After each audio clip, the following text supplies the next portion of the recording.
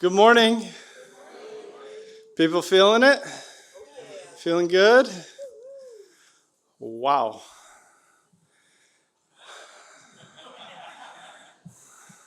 It's bright in here in more than one way. I am very happy to see you all this morning and to welcome you back to the Contemplative Commons for our second day of SENSEmaking together. We're going to begin this morning with meditation led and facilitated by Andrew Holecek. Andrew is really one of the premier voices today in the contemporary space of contemplative practices, and he's doing extraordinary work, collaborator of ours on several projects, including Dream Yoga. He has really moved the needle forward on understanding darkness, and will be a panelist in the first session. But to sink us into the space and into our bodies, I give a warm welcome to my friend, collaborator, and Mr. Extraordinaire, Andrew Holecek.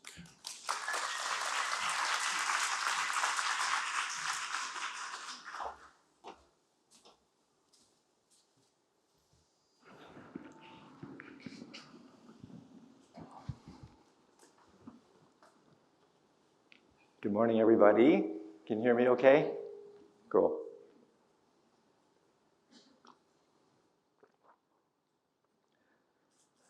So I want to guide you through two practices that have really been foundational in my meditative curriculum. These are practices that I literally do every day. And one works with interoception, the other one with exteroception. So it's a way to join inner and outer. And I just have one or two kind of contextual preparatory comments before I guide you through these practices. One is that both practices will be exploring this underlying principle in both Buddhism and Hinduism associated with the word dharma. Arguably one of the most important terms in both these traditions. This is a massively multivalent term, has at least 11 definitions.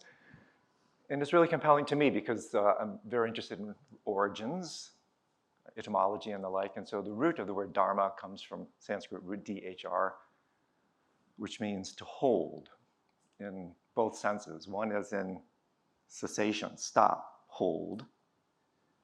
And the second is hold as in contain, holding environment, mandala principle. And so both practices will be associated with this kind of process practice of holding, and how integral that is to psychospiritual practice altogether. And another preparatory comment comes from Dzogchen Ponlop Rinpoche, when he states so compellingly that one of our strongest habits, or you could say karma, is the habituation, the karmic propensity for movement. We're basically junkies to the movies of our mind, to the movements of reality. And so what both of these exercises will point out to you is how it is that the very sense of duality is a construct born of movement. And through the process of cessation, negation is, Adam was talking about yesterday, the apophatic way, via negativa, cessation, negation, arrest. This is where things fantastically start to unfold, which I'll be talking about more in detail when I talk about dark medicine, dark retreat. And then the very last thing is very interesting kind of symbolic representation of how, you'll see how this comes into play, how the brain itself literally doesn't feel. It's insensate. You can watch some extraordinary videos of neurosurgeons doing open brain surgery. Once they cut through the skull, the brain has no feeling, proprioception, interoception capacities. And so literally, you can watch a video of a guy playing his guitar in OR with his skull completely open and the neurosurgeon doing his work. And so I'm going to be playing a little bit about this capacity, unfortunate capacity we have, to FedEx our consciousness away from the sensuality of our bodies. There was a lot of comment yesterday about aesthetics. And what I'll try to point out to you that we basically evict ourselves from our beautiful, living, sensual, alive bodies as a form of general anesthesia to run away from the impact of being a live, sentient being. And we run into our insensate heads as a way to avoid the fires of the human condition. And so this first practice is a way to counteract that. So the invitation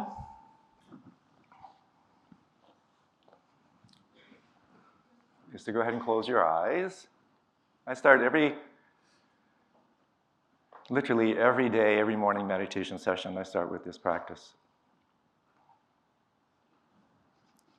And put your hand over your heart, doesn't matter which hand.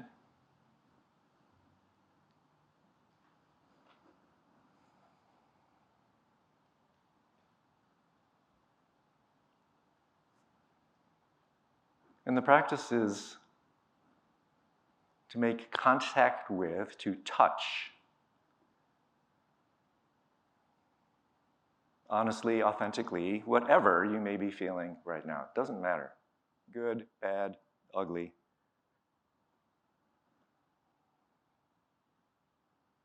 Make room for, say yes to,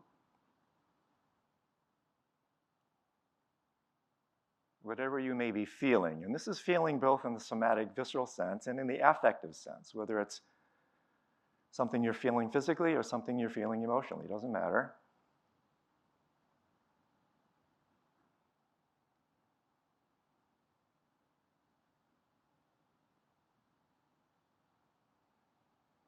The practice is to feel it, but don't feed it.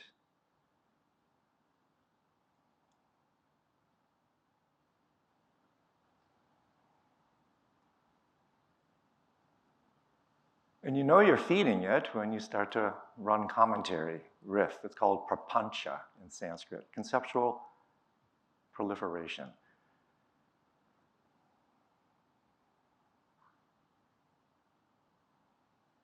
And what this practice and the next one invites is an exquisite type of interoceptive sensitivity that then cultivates interoceptive sensibility.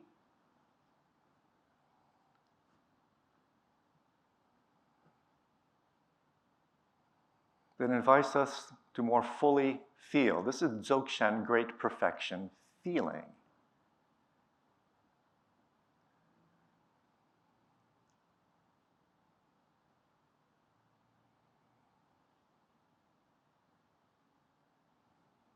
Swami Kripalu said so elegantly, the highest form of spiritual practice is self-observation without judgment. Don't try to be meditative. Don't try to be spiritual. Don't improve. Just be human. Be who you are fully.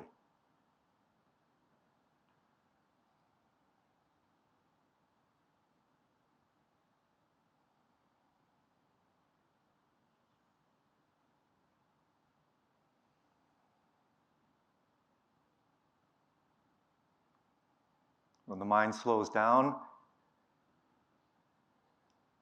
this is part of the holding. You may notice, as a good micro-phenomenologist, very subtle flickering, contracting away from the intensity of the human condition and into our insensate, insensitive heads.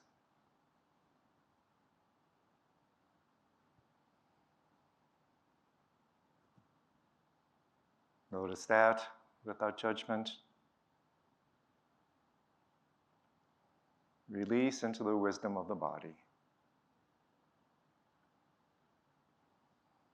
Your body knows what to do with any experience, no matter how intense.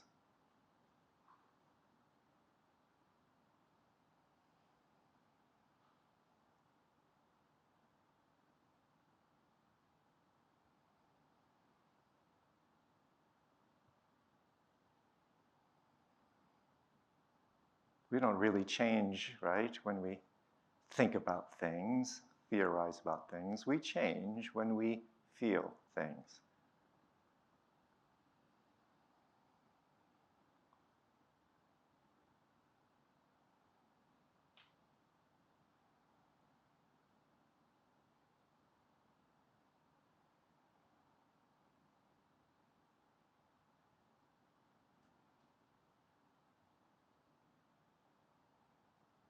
This practice, by the way, is one way to purify habit, karma. Suzuki Roshi once said so beautifully, don't be a smoky fire, be a good bonfire.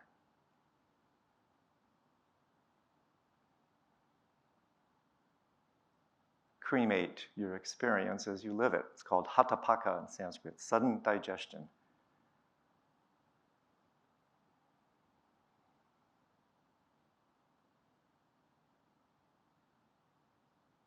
We like to smoke.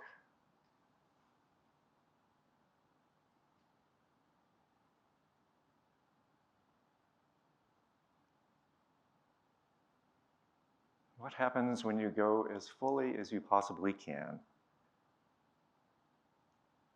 into whatever you're feeling right now?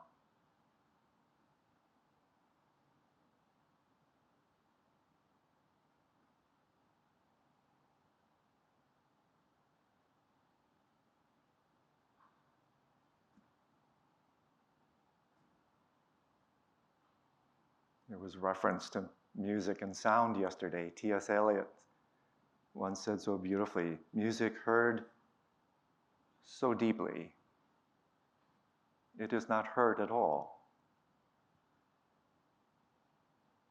You become the music while the music lasts.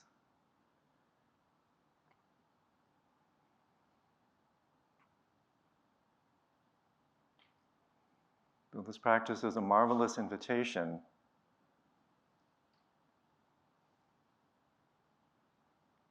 into non-duality.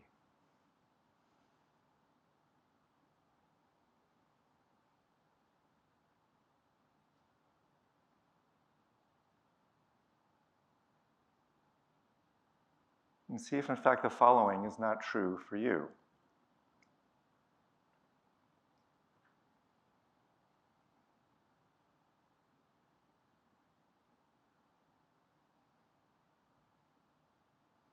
The absolute experience of duality is the experience of non-duality.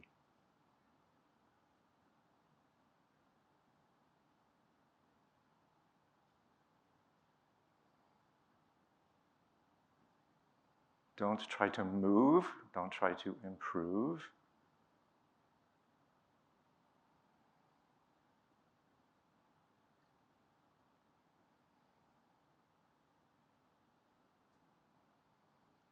As Trungpa Rinpoche once famously said, there is no way out.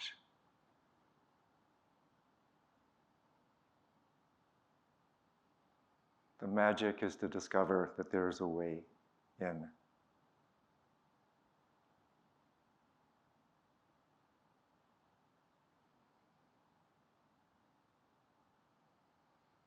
What happens to you when you experience your feelings 100%?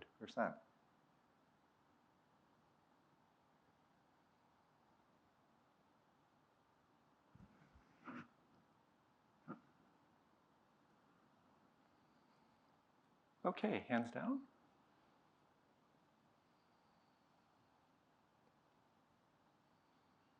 This next practice, we have a few minutes to do it. I'm going to invite you to ever so slightly shift so you're not looking behind at the head of someone right in front of you. So you have a little bit of open space for this next little exercise.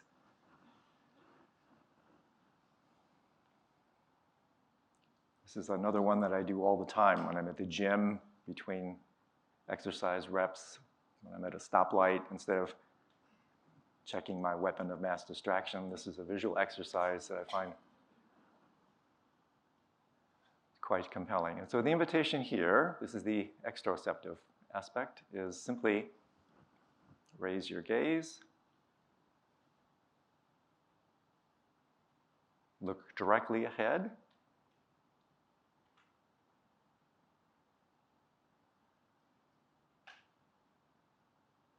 decentralize your visual field as if you were focusing, quote unquote, on the periphery, open.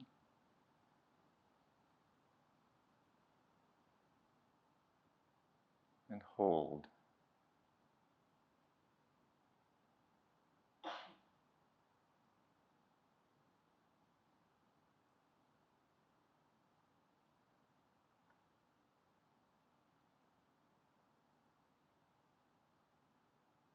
Hold your eyes as still as you comfortably can.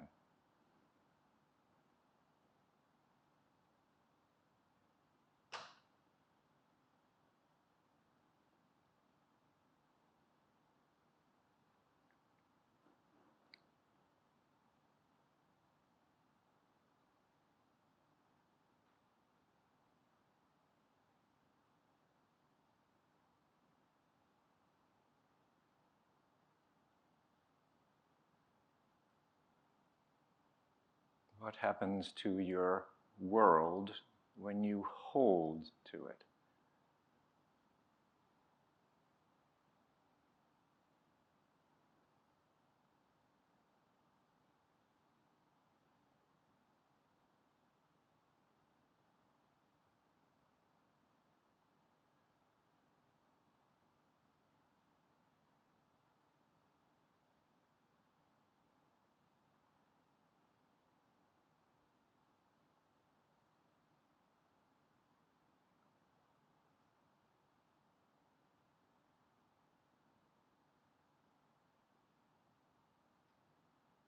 You may, in fact, notice an extremely subtle, rapid ocular flutter, a microsaccadic motion that physiologically serves to figurate your reality, to extract figure from ground and enact your world.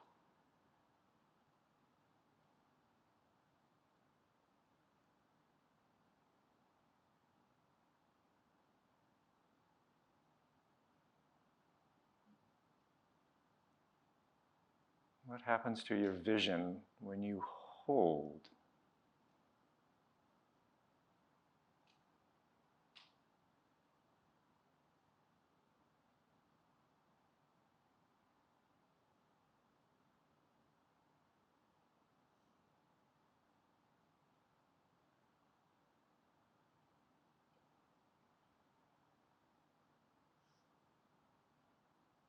Egoic structure unconsciously realizes, move it or lose it. And so at so many levels, we relentlessly, insidiously move. And with every movement at these subtle levels, we dismember reality. We fracture.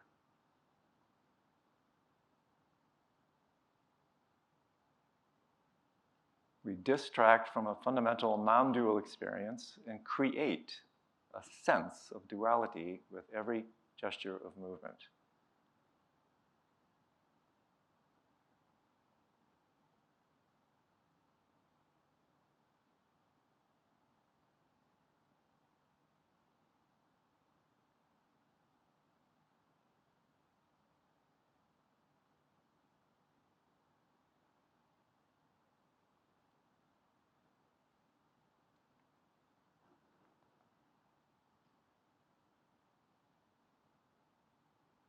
With some familiarity in this very simple exercise, like with the first one, you may notice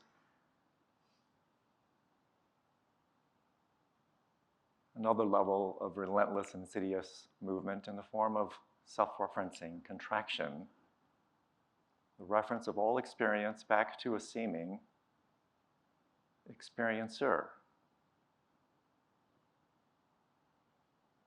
when there isn't one.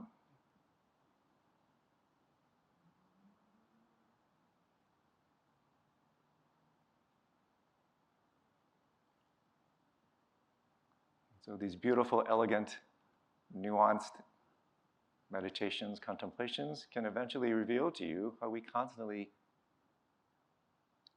create the sense of duality.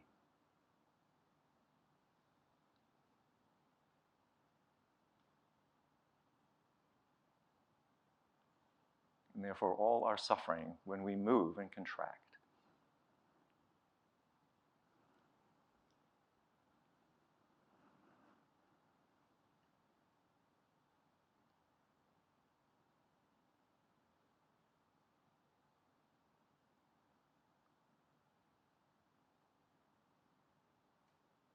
Okay, it's very simple. So the power of both these practices comes from their immediacy. I often conjoin them. These days, especially the hand over heart practice I do when I'm in a heap of hurt, when I'm feeling especially unwanted experiences. That's where this practice takes on industrial strength. And so when I'm watching the news, which these days is so just god-awful, right? Instead of reacting defensively, offensively, I take responsibility for my reactivity. And I'll often, sometimes, especially when I'm watching really something rough, Gaza, Ukraine, hit the mute button, pause, hand over heart. I mean, I'm doing the hand over heart so many times you may notice that my right bicep is getting pretty big because it's always coming up, right? And so when I feel the heartbreak, do I relate to it? Do I relate from it? I feel it, hold to the experience. And in so doing, I establish a more sane relationship to the contents of my being, and then by extension, hopefully, getting off my meditation cushion, and a more sensitive relationship to the phenomenal world and to others as well. And so to whatever extent this practice may speak to you, it's my delight to share two practices that have been of such importance to me. Wonderful. Thank you, Andrew. Thank you very much. Let's settle in now. We're going to have the same format as we did yesterday, and the session this morning is on seeing. It's on light and darkness. And the order this morning will be Kelsey Johnson, who's a professor here in the astronomy department and a collaborator of ours and a member of our CIRCL council here at the Contemplative Sciences Center. She's also associate dean in the college. We'll have then Andrew Holecek, who I've just introduced, and then we'll have Jesse Fleming, who's a media artist and multimedia sort of thinker and scholar, technologist from the University of Nebraska-Lincoln.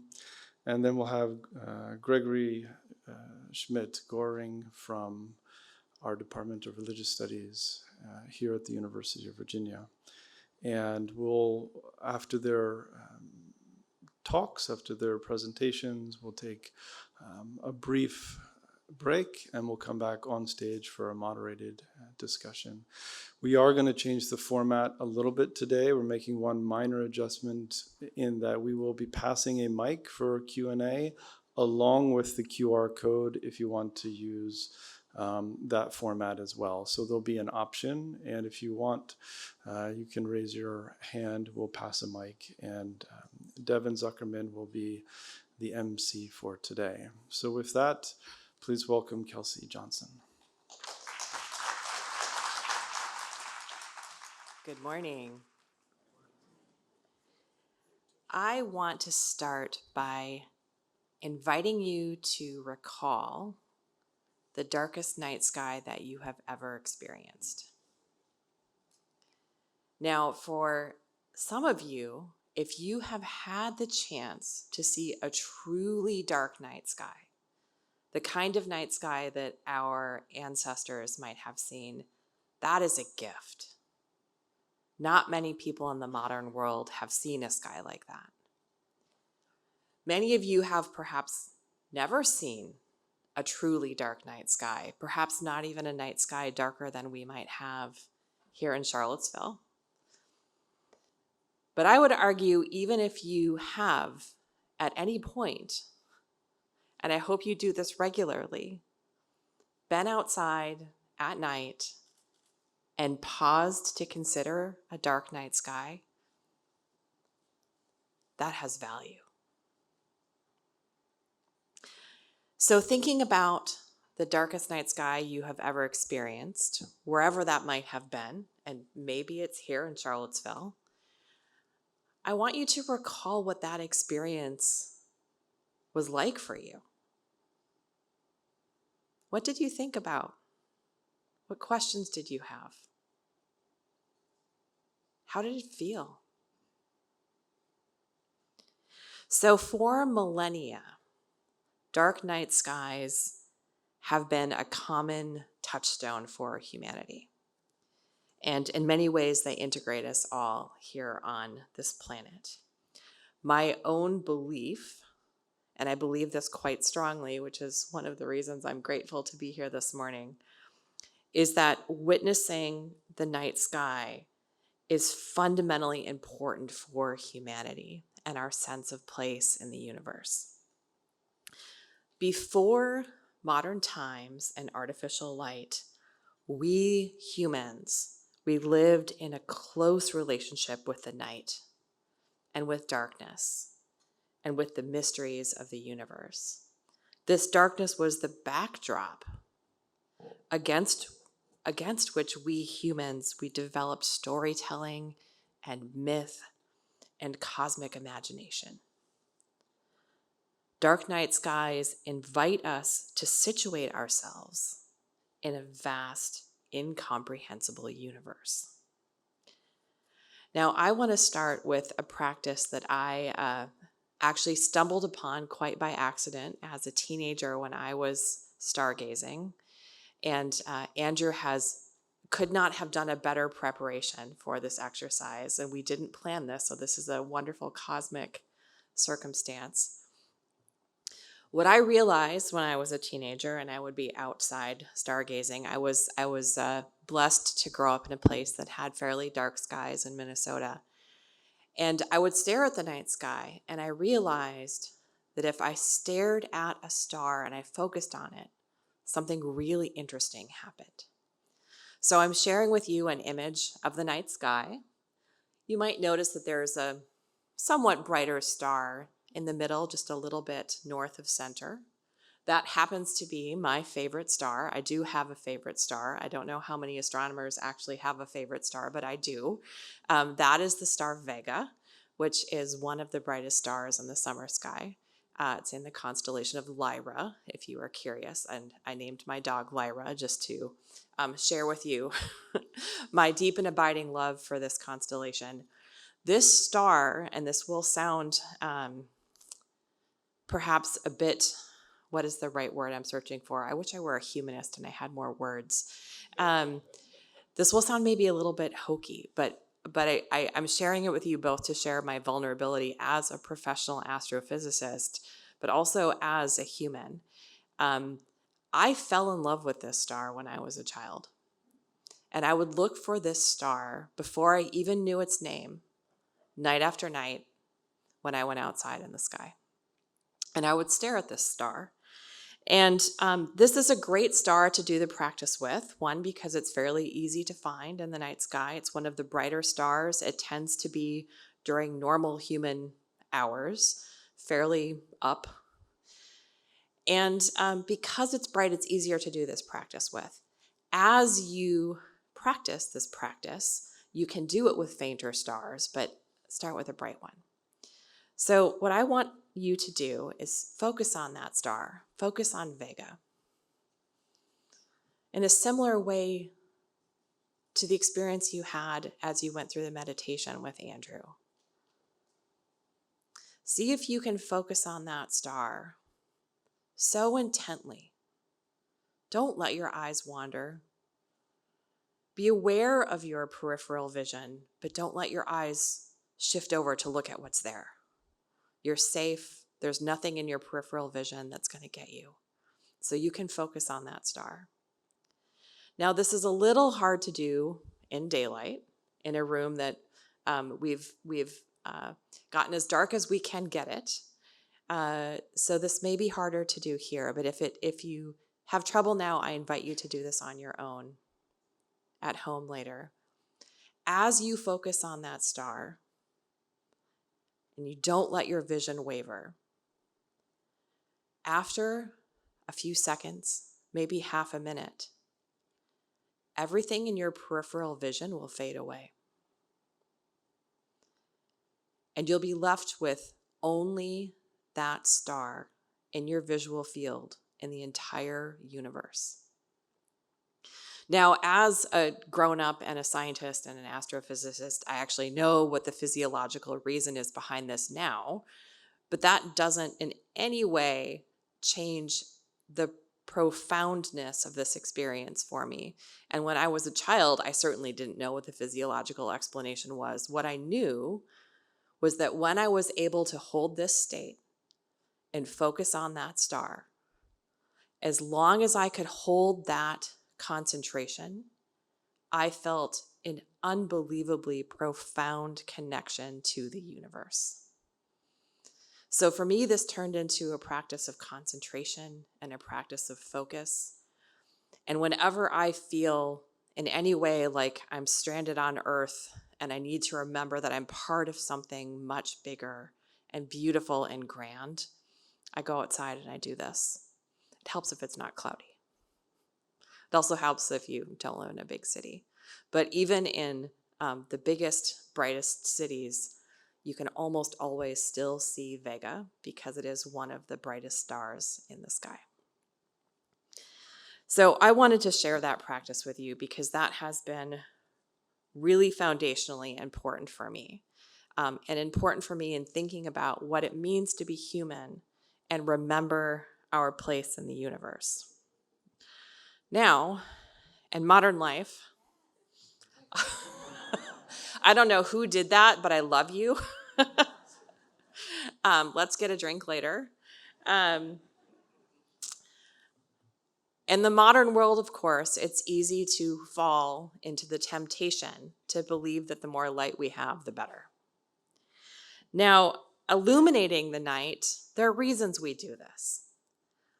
One of the reasons is that it gives us comfort. It gives us a sense of control over our environment. And by pushing back the darkness, we can believe that we are pushing back the unknown. We can believe that we are reducing uncertainty and vulnerability. And we reinforce an illusion that we have any kind of mastery over the world. This reliance on illumination, though, comes at a cost. In part because our visual cortex for seeing people is so powerful in the brain. It is so dominant that constant exposure to stimulation visually can drown out all of the other senses, and it can distract us from deeper modes of perception. And in doing this, it cuts us off from restorative and imaginative depths that only darkness can provide.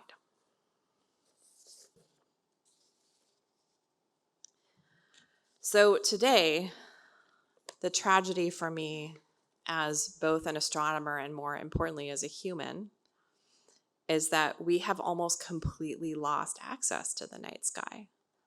This image I'm showing you is a map of light pollution, obviously in the United States. I suspect if you are a normal person, one of the first things you might do is try to find where you live on this map. Maybe you're tracing out some major cities that you recognize. The East Coast is a bit of a mess. You can see DC, Baltimore, New York, all the way up. Maybe some of you came from that area to visit us here. The East Coast is tragic. The only two places east of the Mississippi that you still have the possibility of accessing a pristine dark night sky, the kind of sky our ancestors might have seen, are tiny pockets in extreme northern Maine and extreme northern Minnesota. That's it. If you happen to live here, and I'm often asked, where should I go stargazing? The closest place you can go, and we're actually fairly fortunate, is just over the mountains into West Virginia. You might notice there's a pocket of fairly dark sky just over the mountains in West Virginia. But even that is not a pristine dark night sky. And it's really interesting to me when I talk about the importance of dark night skies, which I find myself doing more of as we lose them. One of the things I try to do is give a call to action, and I say, go experience a dark night sky, a truly dark night sky, because if you haven't done that, you don't know what you're missing and you don't know what we're losing. And there's always someone who comes up to me after the talk or sends me an email and says, I really liked your talk. Well, sometimes they say that, sometimes they say something else. They say, but I have to tell you about the night sky where I live. I live on a farm and we have the most beautiful, pristine, dark night sky, and you don't know how dark it is where I live. And I'm like, I actually do know how dark it is where you live. And the fact that you think you have a pristine, dark night sky, knowing that you don't, tells me you really don't know what you're missing. You don't know what it's like to have the universe in your face. So my wish for you is to find a place you can experience a truly dark night sky before there's nowhere left to do it. Now, all of this light pollution matters. It matters for a lot of reasons. And I could easily give a talk on each one of these, and you can thank me later that I'm not going to. But I do want to give you just a thumbnail sketch to understand that it's more than just wanting to see stars.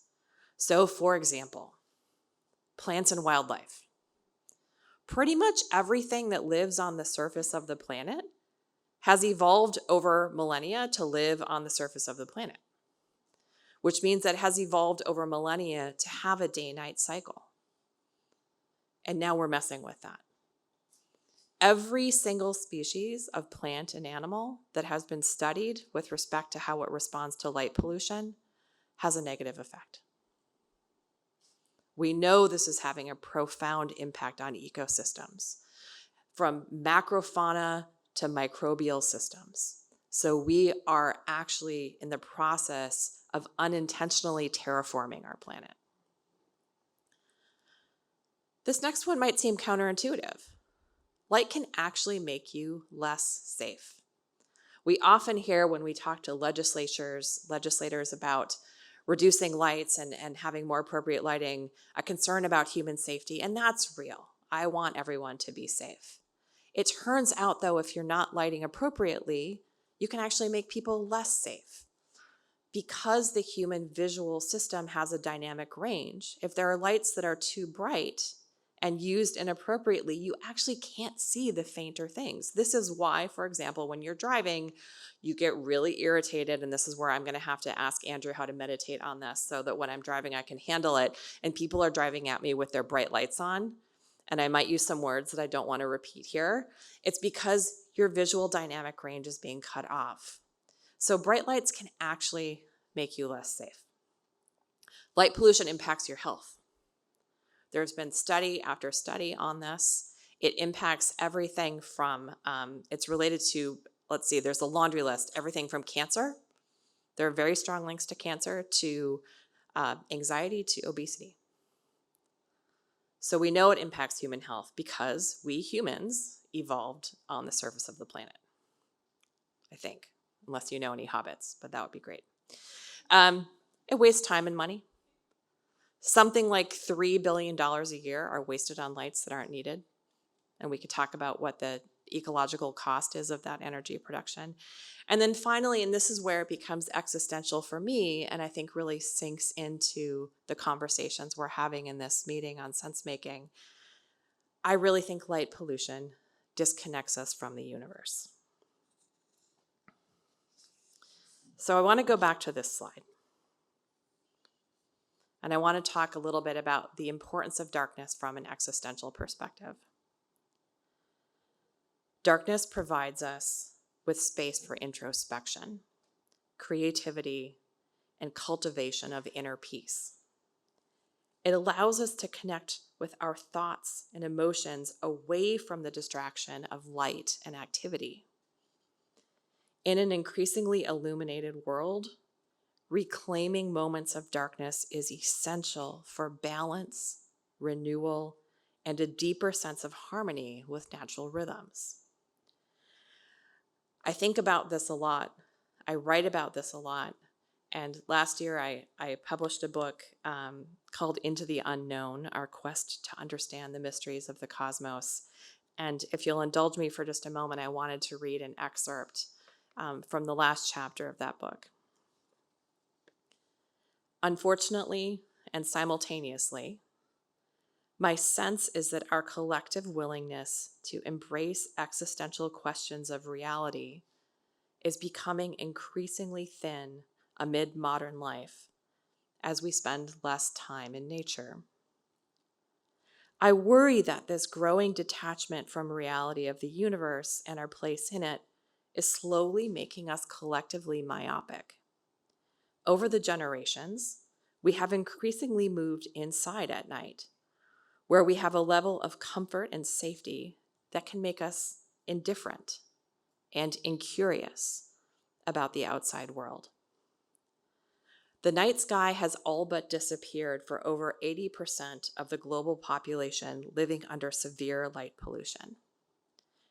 I can't help but wonder how this impacts our worldview and sense of self and place in the universe.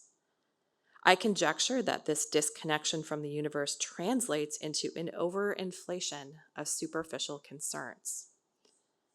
I could well be romanticizing the distant past, but I yearn for a time when people would look up at the night sky and simply wonder. Thank you.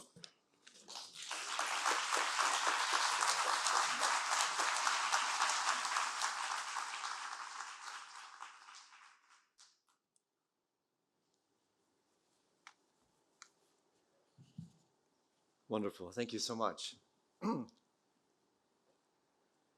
It's fantastic, this juxtaposition of inner and outer. It's one of the actual main principles of what's called the king of all tantras, the Kalachakra Tantra. As within, so without. And so an exploration of outer space, how different really is it from an exploration of inner space? So I want to explore with you this practice I've been doing for 29 years, without question, the single most transformative practice I have ever done. It's called Dark Retreat. I'll say a little bit about it. But there are a couple of underlying kind of narratives, principles here. One is from James Hillman, as I was just reading on the plane flying over his extraordinary book, The Soul's Code, where he writes, we need instruction in how to see. Actually, I'm wearing the mic, so maybe I can just lift it up. Yeah, we need instruction in how to see. So I'm going to be playing on the notion of how we can be instructed by deconstructing our normal visual approaches to reality. And so this particular quote by Kabir is just breathtaking to me. Every man is two men. One is awake in the darkness, the other asleep in the light. What might that actually mean? What does it mean to be asleep in the light? These are some of the principles I want to unpack with you in the time I have, challenging some of these approaches. What if one of the best ways to understand sense-making is to work with sense-breaking? When you enter an environment where all your habitual patterns of sensory construction are put under house arrest.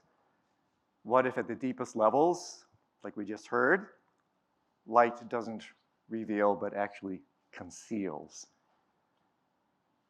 That which we think is revelatory is actually obfuscatory. I love that word.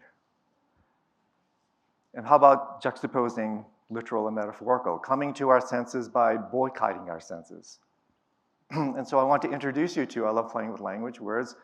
I want to introduce you to this completely nonsensical practice of dark retreat. And I call it nonsensical because what it does is it fundamentally boycotts our most dualistic sense faculties. Sight, sound in particular, we can see the farthest. Sound is next. And as we work our way down to the reduction base, of touch, taction. That's where we're going with deep inner work with dark practices. We start to realize, as we just heard, how in fact we are out of touch with ourselves, with the sacred earth, with reality itself, how we're always constantly distracting, literally pulling apart. And one of the main reasons we pull apart is because we're seduced out and away from ourselves by light, which facilitates motion. So light in concert with motion, these are two of the central players in the construction of our dualistic so-called reality. So just very briefly about Eastern, Middle Eastern, Western origins here. This practice goes back thousands of years. You'll find it in Egyptian temple sleep rituals, ancient India, no surprise. The Taoist roots dissolve into the mist of history. Mantak Chia is a current expositor. He does group dark retreat practice, which I have not done. That'd be kind of cool. And then the Japanese Shinto practice of Komore literally means child of the night. I don't know anything about this practice, but just for inclusion, my principal training has been in the Tibetan Bön and Buddhist Bardo yoga tradition, where decades ago, this is the penultimate practice, preparatory practice for death, spending up to 7 weeks in complete sensory deprivation. And so I fundamentally went into the dark to die, to learn how to relate to my mind at these absolutely irreducible levels. Super delighted to read and hear about Western origins here. The pre-Socratics, Parmenides, Empiricles, and the like, used incubation, darkness incubation, to commune with the daimons, those non-human intelligences that mediate between humans and gods, or to mediate or meet the gods directly, what's known as catabasis, which Jung jumped all over, the inner journey, the hero's journey into the underworld, the kind of mythic motif that you'll see in Orpheus, Odysseus, and the like, going into the underworld to bring the treasures, like Pluto, the Lord of Death, who's also then the Lord of Treasure, going into those places that we would normally flee, run away from, where the treasures actually await. The Neoplatonists, Plotinus, Proclus, in particular, Iamblichus, through the practice of theurgy. There's an extensive literature here, the Celtic bards, and in Colombia, where I was actually born, the Kogi Mamos will train their shamans anywhere from 9 to 21 years with dark and also gray retreat, weaving in and out of the dark. And so just briefly to give you an overview, this is a massively multivalent practice. There's so many different things you can do in the dark. You can work with creativity, solve worldly problems, a whole array. But there's two overarching vectors here. This is my languaging. Sutra and Tantra. Sutra is a little bit more over-the-counter, exoteric, psychological, psycholytic, and largely about processes of self-fulfillment. And this is basically, again, this is largely mind mapping, anywhere from 1 to 5 days in the dark. Tantra is a whole different story. This is more prescription strength, esoteric, up to 49 days in the dark. Spiritual in nature, psychedelic in the truest sense. The word psychedelic literally means mind manifesting. In the magnificent practice of dark retreat, mind does become reality in the dark because there's nothing else. And so it becomes truly trippy. I mean, we're going to be doing some studies to explore. There's no question in my mind whatsoever, probably within a couple of days, within a week, endogenous DMT is released. All these amazing visions, fractal geometry, sacred geometries appear. And it's not so much about self-fulfillment as it is about self-transcendence. And so this is where this dovetails very beautifully to what we just heard from Kelsey. The underlying kind of theory of dark retreat. Well, it's highly analogous to what we just heard. And so for me, it's like the Webb telescope, right? That goes 1,000,000 miles into the deepest, darkest outer space with as little light pollution as possible to focus its refined lens, the mirror of the mind, to peer back into the origins of the universe. And so dark retreat is like entering an inner observatory of the mind, where through this polished act of literally insight, now we're talking real insight meditation. This is insight meditation on steroids.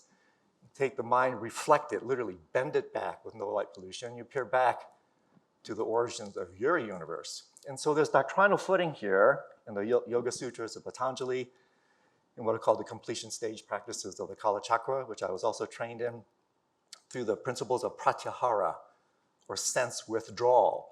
As I alluded to earlier, how it is that we can come to our senses by withdrawing our senses. And this is worth saying briefly at the outset. This is not an easy practice. You realize when you go in rather quickly how addicted you are to light. We're all light junkies. We're movie junkies. We're addicted to distraction. And so when all these sources of addiction facilitated by light are taken away, you realize your lust for light, your addiction to movement, to distraction and the like. And so this is helpful to understand because the first part of it is quite initiatory. It's almost like a gauntlet as the mind relaxes and falls into itself. The first couple days within this particular environment can be extraordinarily taxing. And if you understand that it is like entering a detox center, it can really help you understand. So this is a typical retreat center. There aren't that many. There's maybe half a dozen in the country. This is Sky Cave in Oregon, where I visited. And this is where we're doing our first set of studies with a team of neuroscientists, collecting some, at least at this point, phenomenological data, some soft science yet with EEGs and the like. And this is a really interesting situation. You can see on the right, you actually go down into the earth. And what's fantastic about this is this practice is, in the wisdom tradition of Buddhism, darkness is considered feminine. And so in this cave, so you're in a dark environment, you're in Mother Earth. So you're held in this completely embryonic environment. And I am not a hot tub, bathtub kind of guy. But I know if Dave is here, he did it recently there, right? Yeah. I mean, I spent hours in this thing, right? I just felt like I was in this nourishing, placental embryonic environment. And this was one of the major kind of transformations for me, because originally the darkness was so heavy, oppressive, suffocating. I mean, it was really challenging. But after a while, as I started to own up to all that I had projected onto the dark is like a Rorschach meditation. We project the crap out of it. Or more accurately, we project all our crap into it. And so when you're in the dark and you're feeling the suffocation, the crush, well, where's that coming from? It's just dark. The dark is acting as a metaphysical mirror. And so as you do the deepest possible shadow work, Jung would be so thrilled, going into a complete dark environment to work with your shadows. Well, guess what happens? As you clean up, integrate your shadows, the darkness changes, gets lighter. And so in my playful language, the tomb transforms into a womb with a view of who you really are when no one is looking. And so if you understand this, you're willing to go through the crush, you're willing to go through the integration. The other thing, parenthetically, this is connected to what Kelsey was saying as well, is that light is considered masculine in this tradition. And what's super interesting, joining physical with metaphysical, is runaway patriarchal energy in the world today. Runaway light pollution at the level of politics and power. Too much light. Can we get this one to play? So I just got a couple of testimonials. These are kind of cool if we can get it to fly. This is from NBA superstar, hopefully. After 3 days in the dark.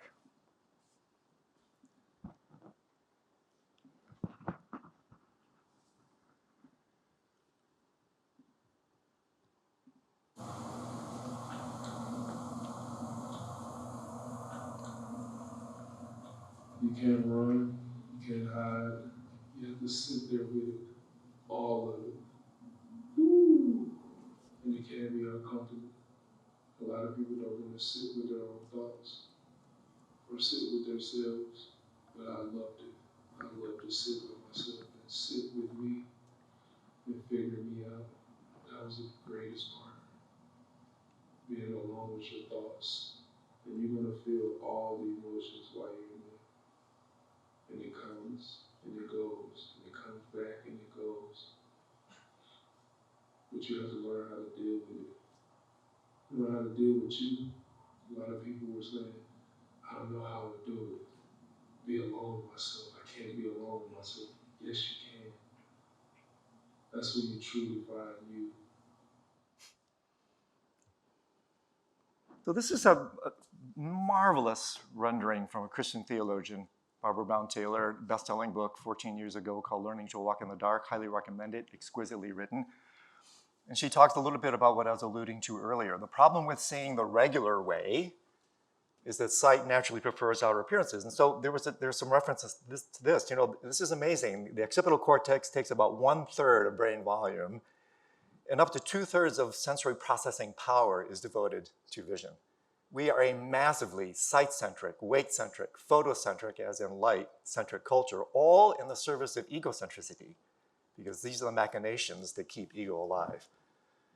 Sight naturally prefers outer appearances. We're stuck in the world of appearance. It tends to the surface of things, which makes it an essentially superficial sense. We let our eyes skim over trees, furniture, traffic, faces, too often mistaking sight for perception. Speed is another problem, right? Doom scrolling.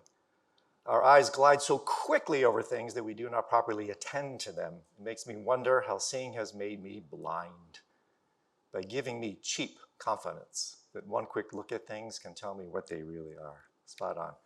So this is countered by an amazing statement from Chogyam Trungpa Rinpoche. Literally super sensory perceptions. Beyond ordinary perception, when the perception is no longer being referenced, contracted, brought back to self, there's super sounds, super smells, super feeling existing in your state of being. These can be experienced only by training yourself in the depth of meditation practice. One brief interjection here, another NBA superstar, Rudy Gobert, after 3 days in the dark came out, and he nailed it when he said dark retreat is meditation times 1,000. It's just really intensive concentrated practice, which clarifies any confusion or cloudiness and brings out the precision, sharpness, and wisdom of perception. Meditation brings out the supernatural, and darkness absolutely positively does that. The underlying phenomenology here is openness, openness, openness. Meditation's habituation to openness. Emptiness is a synonym for openness. Death is the grand opening. So what happens in the dark, the term is ayatana, limitless ayatanas, the sense gates. Everything dilates and expands. It's not just your eyes that dilate. Your body dilates, your mind dilates, your heart dilates. Everything opens. And as you do so, you're able to make literal, metaphorical, deeper sense of your world. And one of the consequences here, I have to say, when I come out of the dark, literally, I almost have to be quarantined because you get so open. The affective expression of this openness is what? Love. Look underneath any experience of unconditional love, and what will you find? Openness. And so I come out of the retreat, and it's almost embarrassing. You know, I'm so open that the sense is so transmissible that I'll often say to people I hardly know, I love you, which just freaks them out, right? I just can't help myself. You just get that open. So very briefly, this is by far one of the most interesting things is when you come out. When you actually reconstitute your world, you reconfigure it, you have no idea how open you've become, and therefore how contracted you actually are until you're actually coming out. I have no doubt if I'm in there for a week, this year I was in for a month, if I'm in there for a week, I have no doubt if the walls were to blow off, the ceiling to be blown off, there's no doubt whatsoever I would go into shock, 100%, because you're so bloody open. I always come out at night. I can tell because food's delivered. I wait till what I think is the middle of the night. I have no idea. I step outside, and even that one lonely star is a shock, let alone if there's a full moon, it's a shock. And so it takes me several days to come out. And what I do is I titrate it, I drip it. I open the door, I close it. I open the door, I close it. And every time I do that, I feel the plates come back on. I feel the armor, the contractions, the defenses, the calluses. And I realize, oh my goodness, this is the way I live my life. Completely armored, calloused against. And so out of touch with myself, out of touch with others. Are you kidding me? So coming out through the reconstruction process is one of the most interesting things. The kind of sensory re-education that can take place here. If I have just a second, and I don't. Very briefly, why is this practice so bloody transformative? Well, it has to do with this process of holding again. Fundamentally, what happens is we're fractured. Duality is the archetypal primordial fracture. So it's as if you break your bone, you go see your orthopedic surgeon. What does he do? He puts these broken aspects into approximation, and then he holds them in a cast. And through the simple gesture of no longer being able to move, simply by being held, and this is the other thing it feels like, it's a casket, being held to such a degree, this is where all the miraculous benefits take place, because you can no longer break away. And through that very gesture of cessation, all the fantastic aspects of this practice comes into play. I discovered, I think I can make an argument for it, that what we know is the meta-crisis, the polycrisis, is just one distraction upon the next, one dismemberment, one fracturing upon the next. Plato was onto this. Essence of spiritual practice is remembrance. Lastly, Abhinavagupta, on Shaiva Tantra, his whole notion of some sparsha, contact, touch as a type of transmission and a type of knowing. So this is real gnosis that takes place when you're reduced to the fundamental reduction base of perception altogether, which again is touch, the juxtaposition of literal and metaphorical, getting in touch with yourself, getting in touch with reality. The fundamental point of this practice, it's not darkness, it's not meditation, it's life. And so I like to refer to what William Blake talked about as double vision, the capacity to keep one eye on the light, one eye on the dark, and realize that both have a tremendous amount to offer us. But unfortunately today, most of our eyes are set into the blinding light. We say things, to convey a sense of importance, what really matters at the end of the day, right? The bottom line. Well, what happens at the end of the day? It gets dark. What's the bottom line? It all comes down to darkness. Why not let it teach us now? Why not let darkness illuminate our lives now? So I have one last 30-second clip and we're done.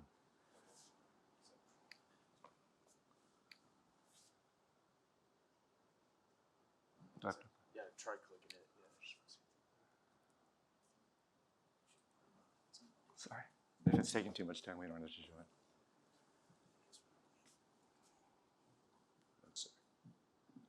So this again is after 3 days. Get there. It's supposed to come up here. No worries. If it takes too much time, no worries. I know I'm running over.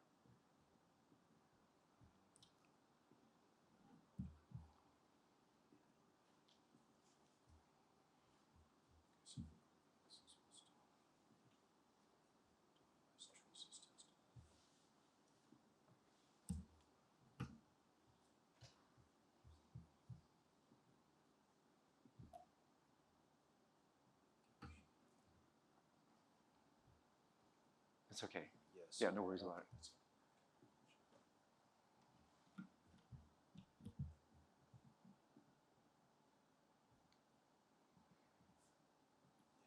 It's all right. It's all good. I don't want to take any more time. Okay. Basically, she says this is the best thing you could possibly ever do. Go in the dark and it'll change your life. Thank you, everybody.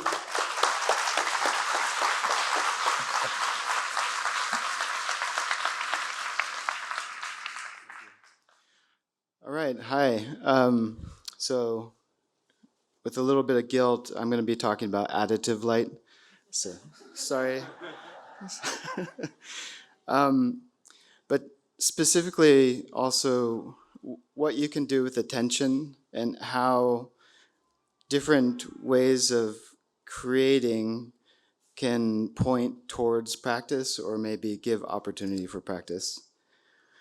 So I started as a filmmaker in New York and Los Angeles, and I worked on a lot of large-scale, bright productions, and with other artists and with musicians, shooting and directing works. And in my own practice, I was really thinking through the lens of practice and trying to figure out how I could bring people into these kind of meditative states.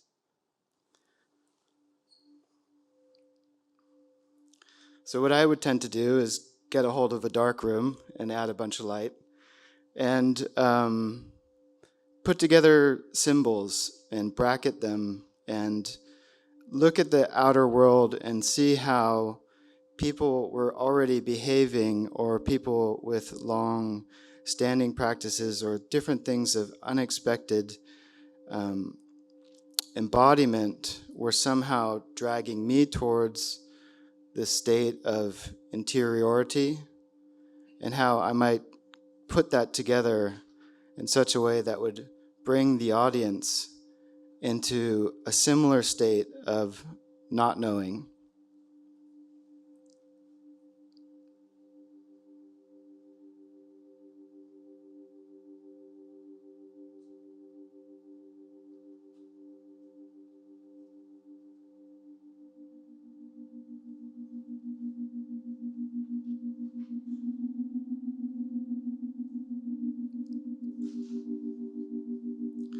So in this work, it was called the Halftime Show, and I looked at many different practitioners. This is one of my primary teachers, Shinzen Young, who was volunteered to go into cessation while looking down the lens for me. I looked at athletes, looked at dervishes, and looked at the natural world. And I did this for many years, about a decade, and showed around the world, creating large-scale video installations. And here, pigeon flocks as this kind of like group behavior, this sort of question of what is it to be a part of something and separate, as you may know from practice, or what is it for a snail to climb over a razor blade in slow motion, knowing that nothing would happen? How could that be a statement on expecting nonviolence instead of expecting violence? This was some of the showing in the halftime show. Different contexts. Also, the body is important, so I worked a lot with dancers and choreographers. In this piece, creating a floating head without a body and asking a friend to experience this in virtual reality. It was their first time in that space. So confronting how media was taking us in or out of our body. This was I put little cameras inside the virtual reality headset to explore what the eyes were doing under the blindfold. Here, I created a piece, it was called Jane the Baptist, where I went through unending cycles of car washes, these kind of like cathedrals of Los Angeles, with 360 cameras. And to me, it was like this, our fascination with sense pleasure and what it was like to be on an unending loop. And I edited it in such a way that people could never tell when this thing stopped. So it was a 11-minute piece, but people would stay for 30 minutes, and it was blissful, and the sound was amazing. My friend and collaborator Miguel De Pedro created this quadraphonic soundscape. Here at the Walt Disney Concert Hall, I took the timpanist from the LA Philharmonic and put them in a virtual reality space and gave them this kind of like floating script, and then invited the audience onto the stage, which is unusual. And simultaneously, I was, my own practice was kind of heating up, and I had gone through some different trainings to be able to teach and facilitate. And so I was teaching, I kind of came out as a meditator in the art world, and was teaching, I would do this exhibition and then teach a workshop sort of while it was up as a way of connecting these two spaces of my practice, the practice of meditation and the practice of media and art. But I kind of hit, I feel like practice slowly corrupted my ability to make art in the way I was. I hit a bit of a wall.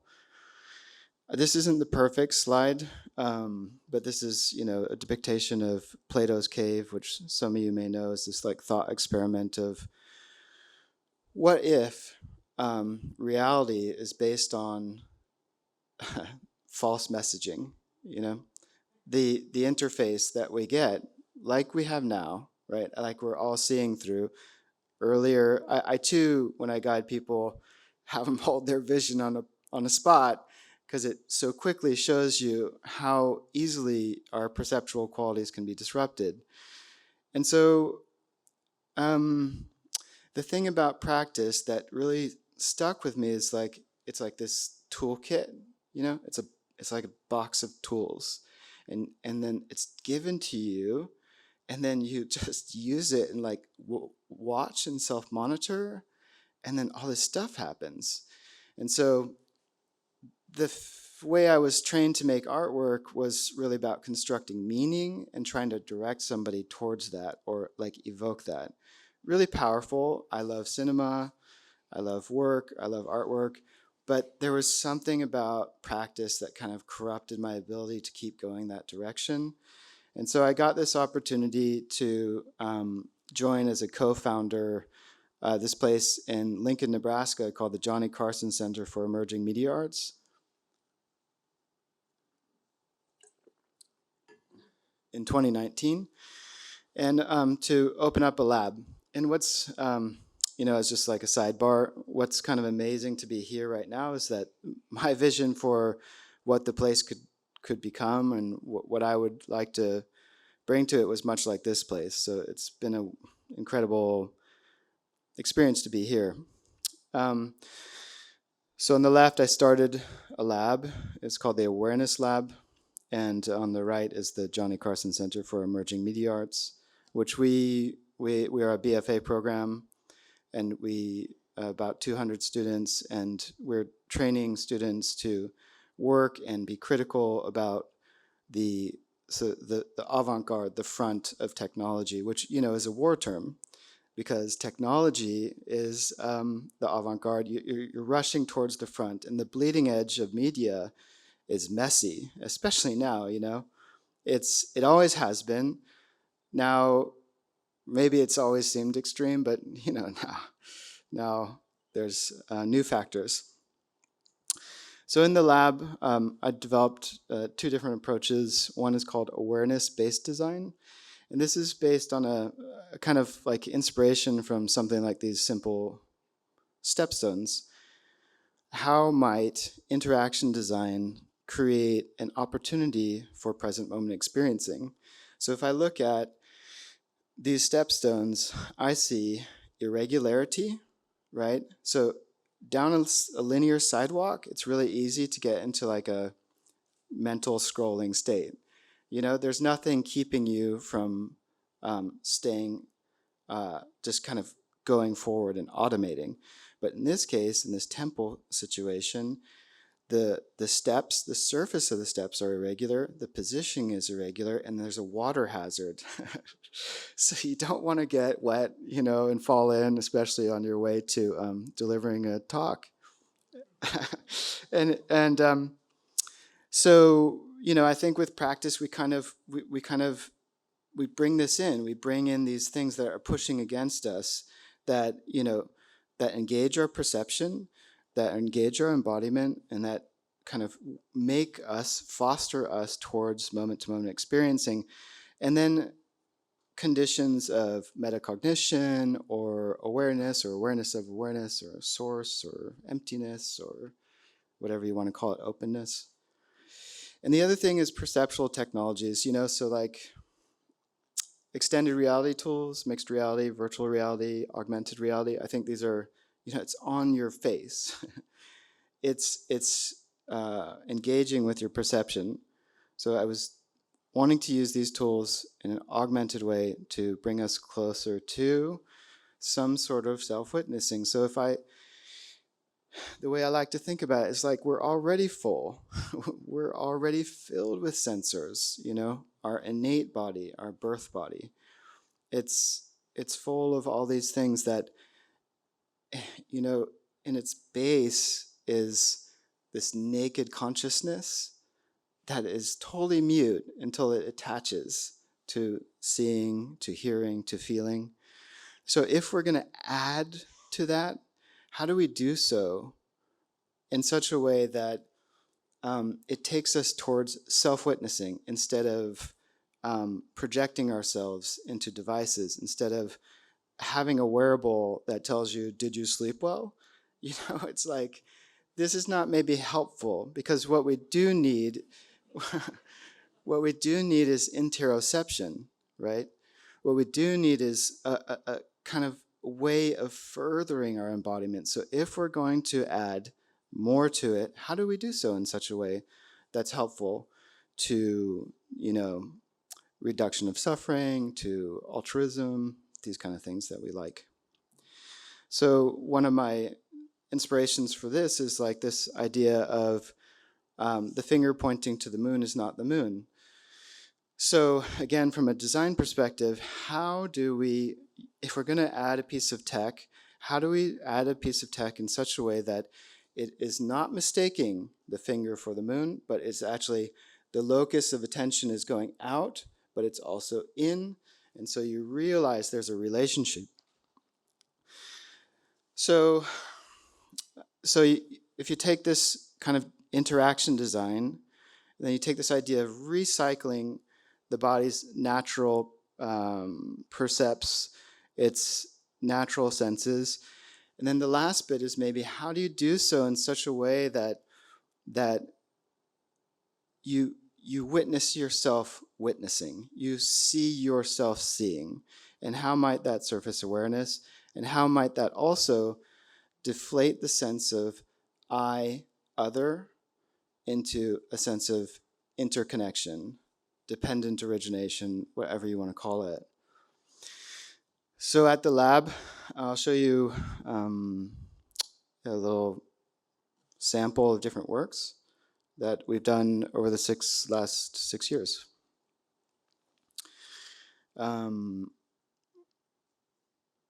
If it starts.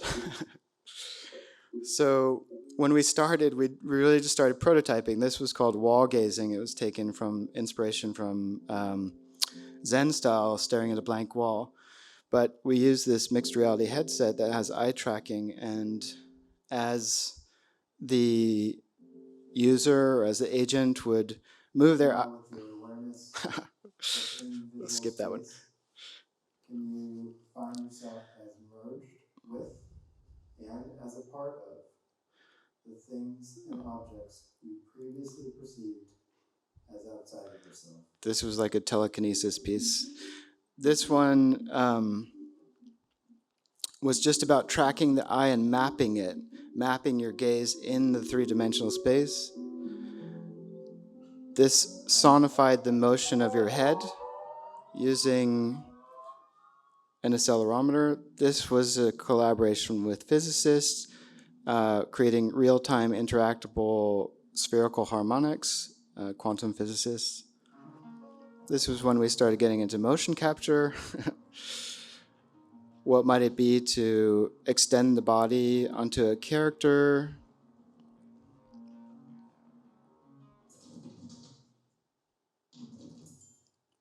If your attention drifts, can you turn down a little bit?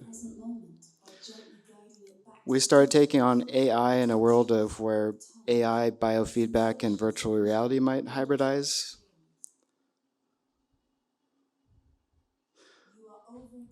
So we built a custom AI and used a cognitive load algorithm that we thought might help direct people towards a certain state of practice. Be curious and playful and notice with awareness what seems to work for you. This was a larger scale, multi-person, mixed reality work, again, collaborating with quantum physicists about putting each participant in a state of interconnection and in a, sort of possible quantum realm.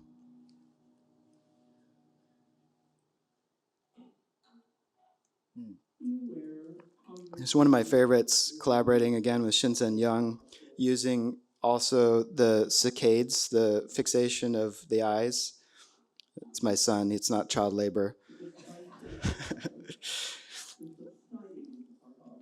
So Shinzen has a technique called just note gone.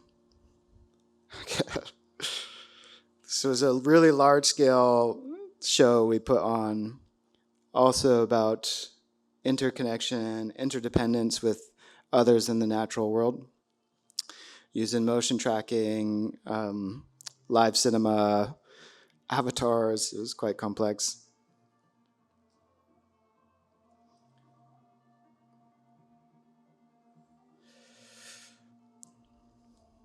So the dancers were performing in front of these LED walls, and these were different camera motions that I was controlling simultaneously, and their bodies were creating much of the soundtrack as they moved.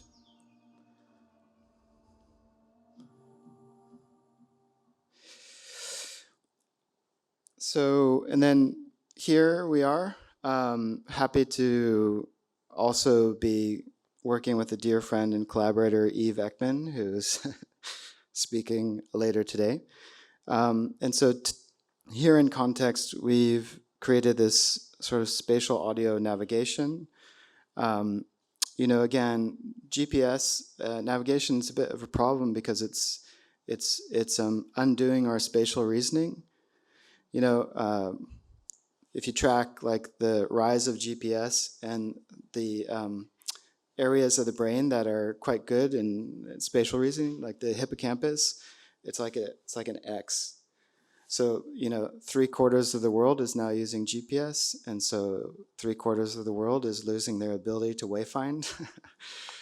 This is not a good thing. But maybe it's just a design problem about how we use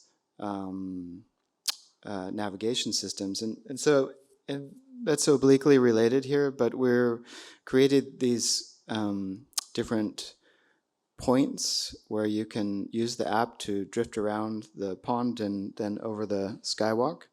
And there's these soundscapes and then different parts of guided meditation that show up along the pathway and like pointing out instructions.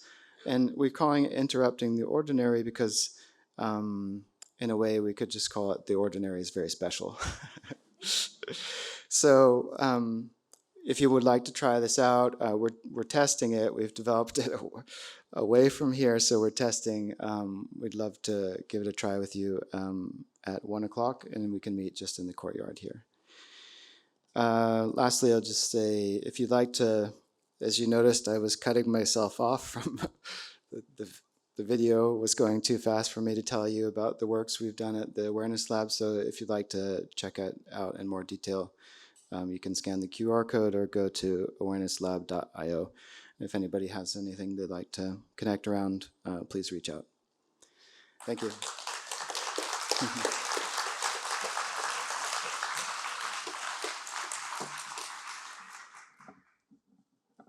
Judaism is often thought of as a religion of the ear, and with good reason. Consider the Shema, Judaism's central affirmation, recited by Jews twice daily. Hear, O Israel, the Lord our God, the Lord alone. Jews are called on to comprehend through their ears, not their eyes, their exclusive devotion to their God. And shrouding the eyes with one's hands while reciting the Shema enhances the emphasis on audition. Augmenting Judaism's status as a religion of the ear is its aniconism, the prohibition against making visual representations. Exodus 20, verse 4, one of the 10 Commandments, enjoins Jews, "You shall not make for yourself an image." The Hebrew word for image here implies a three-dimensional image carved from wood or stone or fashioned out of iron. The prohibition continues, "You shall not make for yourself an image, whether in the form of anything in the skies above, on the earth below, or in the water under the earth." The prohibition on carved images thus seems comprehensive. Of course, ancient Israelites and Jews throughout history have engaged in the visual arts, and the prohibition has been construed narrowly to suggest that Jews should not make images of their God. A corollary to Judaism's prohibition on depicting its deity is an ancient notion that a person who sees God will be struck dead. In Exodus 33:20, the Israelite God says plainly, quote, "A person may not see me and live." There are stories of Israelites who see God and survive, Hagar, Jacob, and Moses, but these are the exceptions that prove the rule. And yet, despite Judaism's emphasis on its aniconism, its belief that one who sees God will die, seeing remains an important sense for Judaism. Raphael Rachel Neese, whose groundbreaking book examines vision in rabbinic culture, Stephen Fraud, from whom I'll borrow some examples in this presentation, and others have sought to show how seeing functions in Judaism. Despite Judaism's traditional aniconism, ancient Israelite and early Jews elaborated seeing as a mode of experiencing the divine. I will consider briefly several moments in which ancient texts describe visual acquisitions of God. I focus on examples that suggest an intermingling of seeing and hearing before turning to ask how we might make sense of these extraordinary descriptions. A foundational example for others that I will describe comes from the Jewish Bible. In the Exodus story, the Israelites escape slavery in Egypt through the miraculous intervention of their God. They travel through the desert to Mount Sinai, where they have a transformative experience with their deity. And the Bible describes this encounter in the form of a sandwich. That is, the presentation of the legal material, the laws that are promulgated on Sinai, appears sandwiched between two halves of a narrative. Here's the narrative that comes before the law. Note the references to darkness, light, which is the theme of our panel, as well as to sound. First, God appears to the leader Moses on the top of the mountain in a thick cloud, with Mount Sinai wrapped in smoke, elements that may obscure sight. But the text also references lightning and fire, elements which can enable sight. Finally, the text refers to sound multiple times, to thunder twice, to a trumpet twice. And in all four of these examples, the term is the same in each instance and can be translated either sound or voice. Then after the giving of the law, which include the Ten Commandments and the prohibition on carved images, the narrative resumes. Again, we have references to lightning, darkness, smoking mountain, and the sound of the thunder and the trumpet. Between these two halves of the narrative, the legal material is introduced as follows. And then God spoke all these words, and the legal material is promulgated. Now, this is the part that I find super interesting. Immediately after the law has been spoken by God, the text says, when all the people witnessed. And the verb here in Hebrew, which is translated as witnessed, literally means seeing. When all the people were seeing. And this verb governs four different objects. We have the sounds of thunder, sounds, baby thunder. We have lightning. We have the sound of a trumpet. And we have a smoking mountain. Two of these we would normally think of as sensible objects available to vision, the lightning and the smoke. But the other two are normally auditory objects available to hearing. What does it mean that the people saw the sounds, the voices, the thunder, and the sound of the trumpet? That's the question.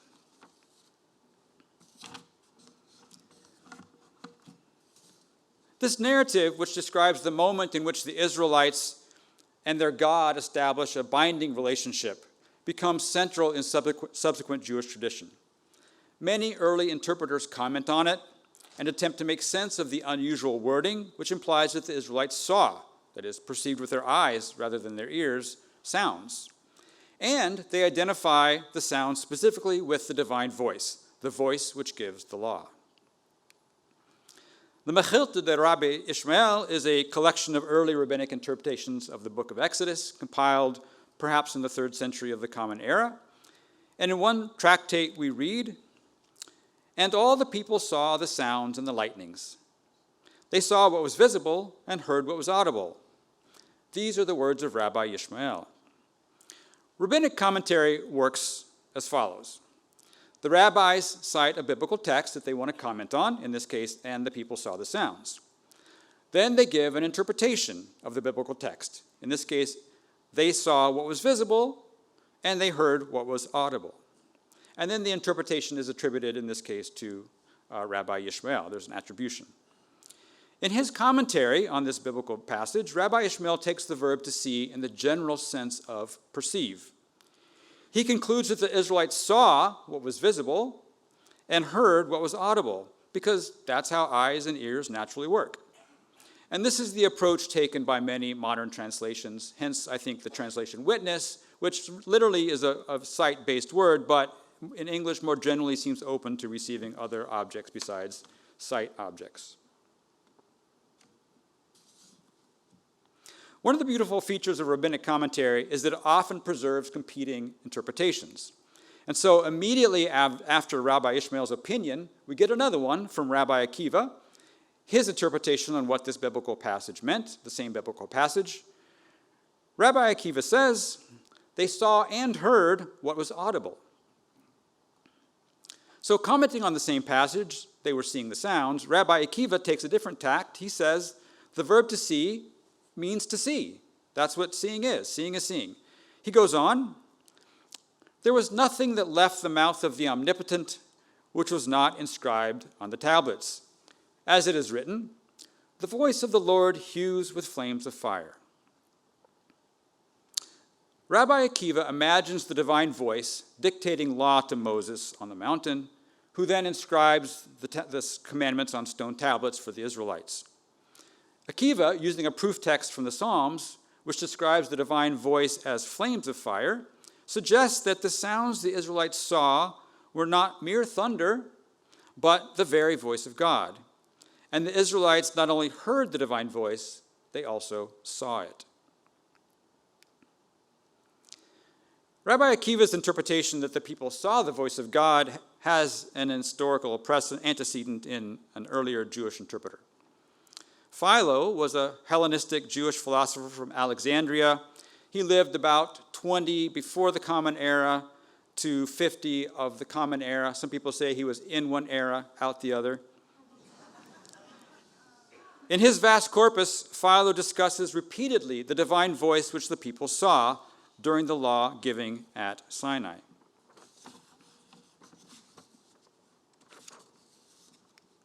In one text, Philo refers to the law as commands promulgated by God, not through his prophet, but by a voice which was visible and aroused the eyes rather than the ears of the bystanders. Here, much like Rabbi Akiva, Philo proposes that the people were seeing the sounds, meaning that when God dictated the law to Moses, the people saw the voice with their eyes. In another context, Philo comments on the remarkable manner in which the law was given. In his view, God created an invisible sound that miraculously gave shape and tension to the air, changing it to a flaming fire, which sounded forth an articulate voice. So like Rabbi Akiva here, Philo imagines the divine voice becoming a visible flame of fire, therefore something that's available to the eyes.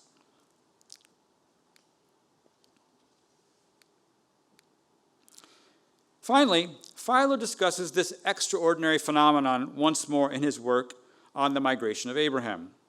In this text, Philo employs an allegorical mode of interpretation to suggest that the biblical wanderings of Abraham were not a geographical migration, but the spiritual journey of the soul. In Philo's view, the human soul must travel from the world of sensory experiences to the world of the divine. This soul migration is aided by a contemplative life focused on the divine laws. And here again, he refers to the divine words as light, citing our passage from Exodus. He goes on to explain that the divine voice is qualitatively different than the human voice, in that it results not in sound waves created by the vocal cords, but rather by the light of virtue. For this reason, Philo concludes that the divine words must be interpreted by a kind of inner seeing, properly a faculty of the soul. How can we make sense of these and other moments when ancient Israelites and early Jewish interpreters described a visual acquisition of the divine voice? Let me offer a few thoughts. The theme of our conference, or our panel, is seeing light and darkness, and my colleagues have addressed light and darkness explicitly here. Some people have said that when there's light, we can see with our eyes, but in the absence of light, we can't see normally, but we learn to see in other ways. I think this is partly what Andrew maybe was describing in his experience of dark retreats. So my question, that raises for me the question, does the darkness, the thick clouds, the smoking mountain which obscures vision, does it obscure normal vision so that a context for an extraordinary way of seeing is provided? A way of seeing the divine voice specifically. I'm not convinced that's what's going on in this story. No early Jewish commentator that I know picks up on the darkness as a theme in the story. Moreover, there are elements of light, such as lightning and fire, which would enable normal vision. And I can think of other reasons from what I know about ancient Israelite culture that would make more sense to describe the darkness, the clouds, the storms. Second, one of the aims of this symposium is to explore the critical role of the body and the senses in how we make meaning and interpret our world. Many practices and religions play with a tension between the embrace of sensory experience on the one hand and the denial of sensory experience as a means to some sort of stated end. And Judaism is no different. It enjoins, for example, both fasting and feasting. Yet, in general, mainstream rabbinic Judaism has historically encouraged sensory experiences as pathways to the divine. Even Philo's analogical interpretation of Abram's migrations as the journey of the soul, in his interpretation, sensation lays the groundwork for the soul's eventual escape from the sensory world. Rather than denying human sensory experiences, Judaism has sought to harness and discipline the senses, directing them toward beneficial stimuli and away from harmful ones. Third, we ought to attend to cultural assumptions about vision and audition, in this case in early Judaism. Scholars in the subfield of sensory anthropology argue that our senses are not only physiological givens, they're also cultural capacities. Constance Clausen reminds us that cultures use senses to articulate and transmit their most cherished values. Furthermore, David Chittister argues, when a person uses sensory references in a way to make a meaning, we must understand what that person's cultural assumptions are about seeing or hearing, about that sensory perception, so that we can understand what kind of metaphorical implications are at work here. And these local cultural understandings inform how the person is making meaning out of a sensory experience.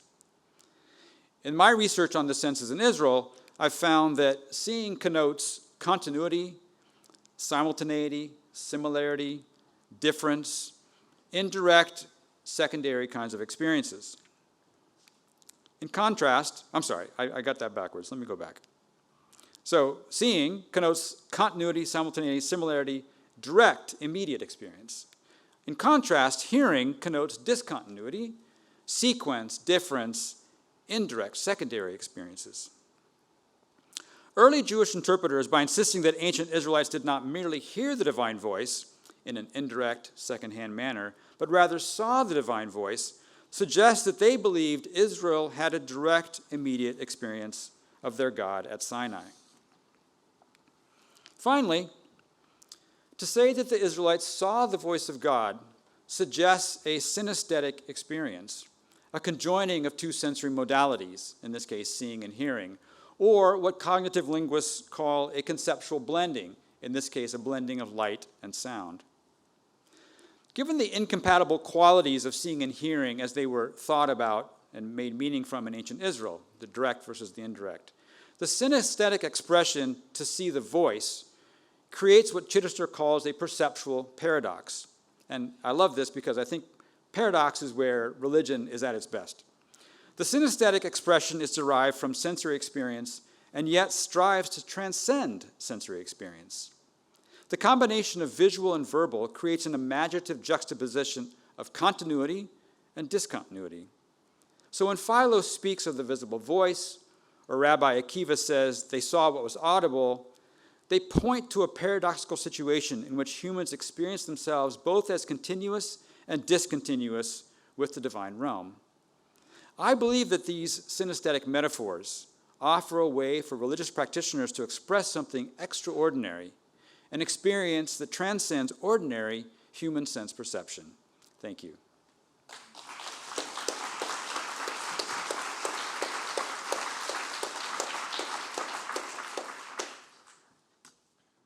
Welcome back. So we're going to have a discussion amongst ourselves, and then we're going to open it up for Q&A, as Devin mentioned. And I would like to go around and really begin with you, if I may, Kelsey, just opening us up, not only to the night sky, but to what it means to to use your language, to face directly the universe. And what is that? What do you mean by that? And how is it that not facing the universe directly affects us? Just so you all know, he didn't tell us these questions ahead of time. I refused. How long do I have? As long as you like. So I think I might start by answering this in the inverted sense. I would like to think that like a primordial natural state for humans would be an openness and a connection to the universe. And by that I mean an acute visceral awareness that we are part of something bigger than ourselves, and in fact so vast that it is unimaginable. And I think that invites us into a space of not just oneness, yes, oneness, and a sense of being part of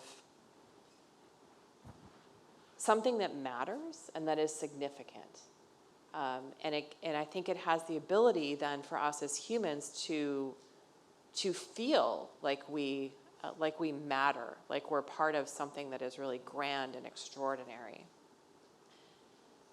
And I think the inverse of that is what has happened in modern life, in that we tend to forget, I think, amid normal life and needing to get the laundry done and meet the 5 p.m. deadline and get dinner on the table and decide what socks you're going to wear, or the gossip about so-and-so doing something. I think it's easy for us to become mired in the minutia of the day-to-day that focuses us on things that are truly inconsequential.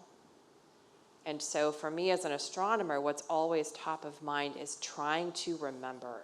I mean, there are many reasons why I think people pursue the vocations that they do.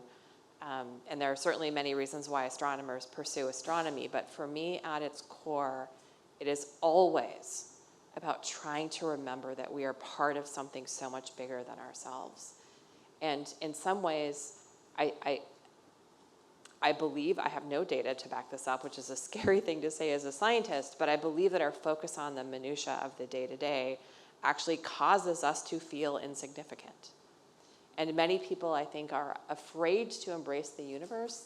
I've talked to many people over my time as an astronomer who are afraid to think about the vastness of space and afraid to think about the never-ending darkness, afraid to think about the void, because there's an existential bit there that people are grappling with. And I don't want in any way to diminish that fear. You know, if people are experiencing fear, that fear is probably real. But I think at its core, often that fear is a fear of finding in that exploration that you are insignificant. And I actually think the inverse is true. My sense is that when you embrace that exploration and have the universe in your face, that is when you feel the most significant. And so, Michael, have I answered your question? In a beautiful and most eloquent manner. And Andrew, if I may invite you to riff on the vastness and the voidness and the facing of the darkness, yeah? From historical traditions, from your own experience. I mean, so much of what you said resonates with everything I think Kelsey said, but in a very inward manner. Yeah, the parallels are extraordinary, right? I think it's wonderful, again, just to restate that this breaking down of the boundary between inner and outer, exploring outer space, inner space. At a certain point, when you're doing something like sky gazing or stargazing, are you in fact looking out into your mind? And I want to share one experience in particular. This is one of the very, very impactful experiences maybe a decade ago on a somewhat longer dark retreat. Most of what I do is I lie in shavasana, corpse pose on the ground. And yeah, I was looking up and, I mean, it's as dark can be. And it was as if the curtains had just parted. So it's as black as possible, like the sky just opened in the dark. And it was as if, literally, as if I was looking into the Milky Way galaxy. It was no different. And so that was a profoundly revelatory moment. And so, yeah, I think, one of the things that was struck with what you said is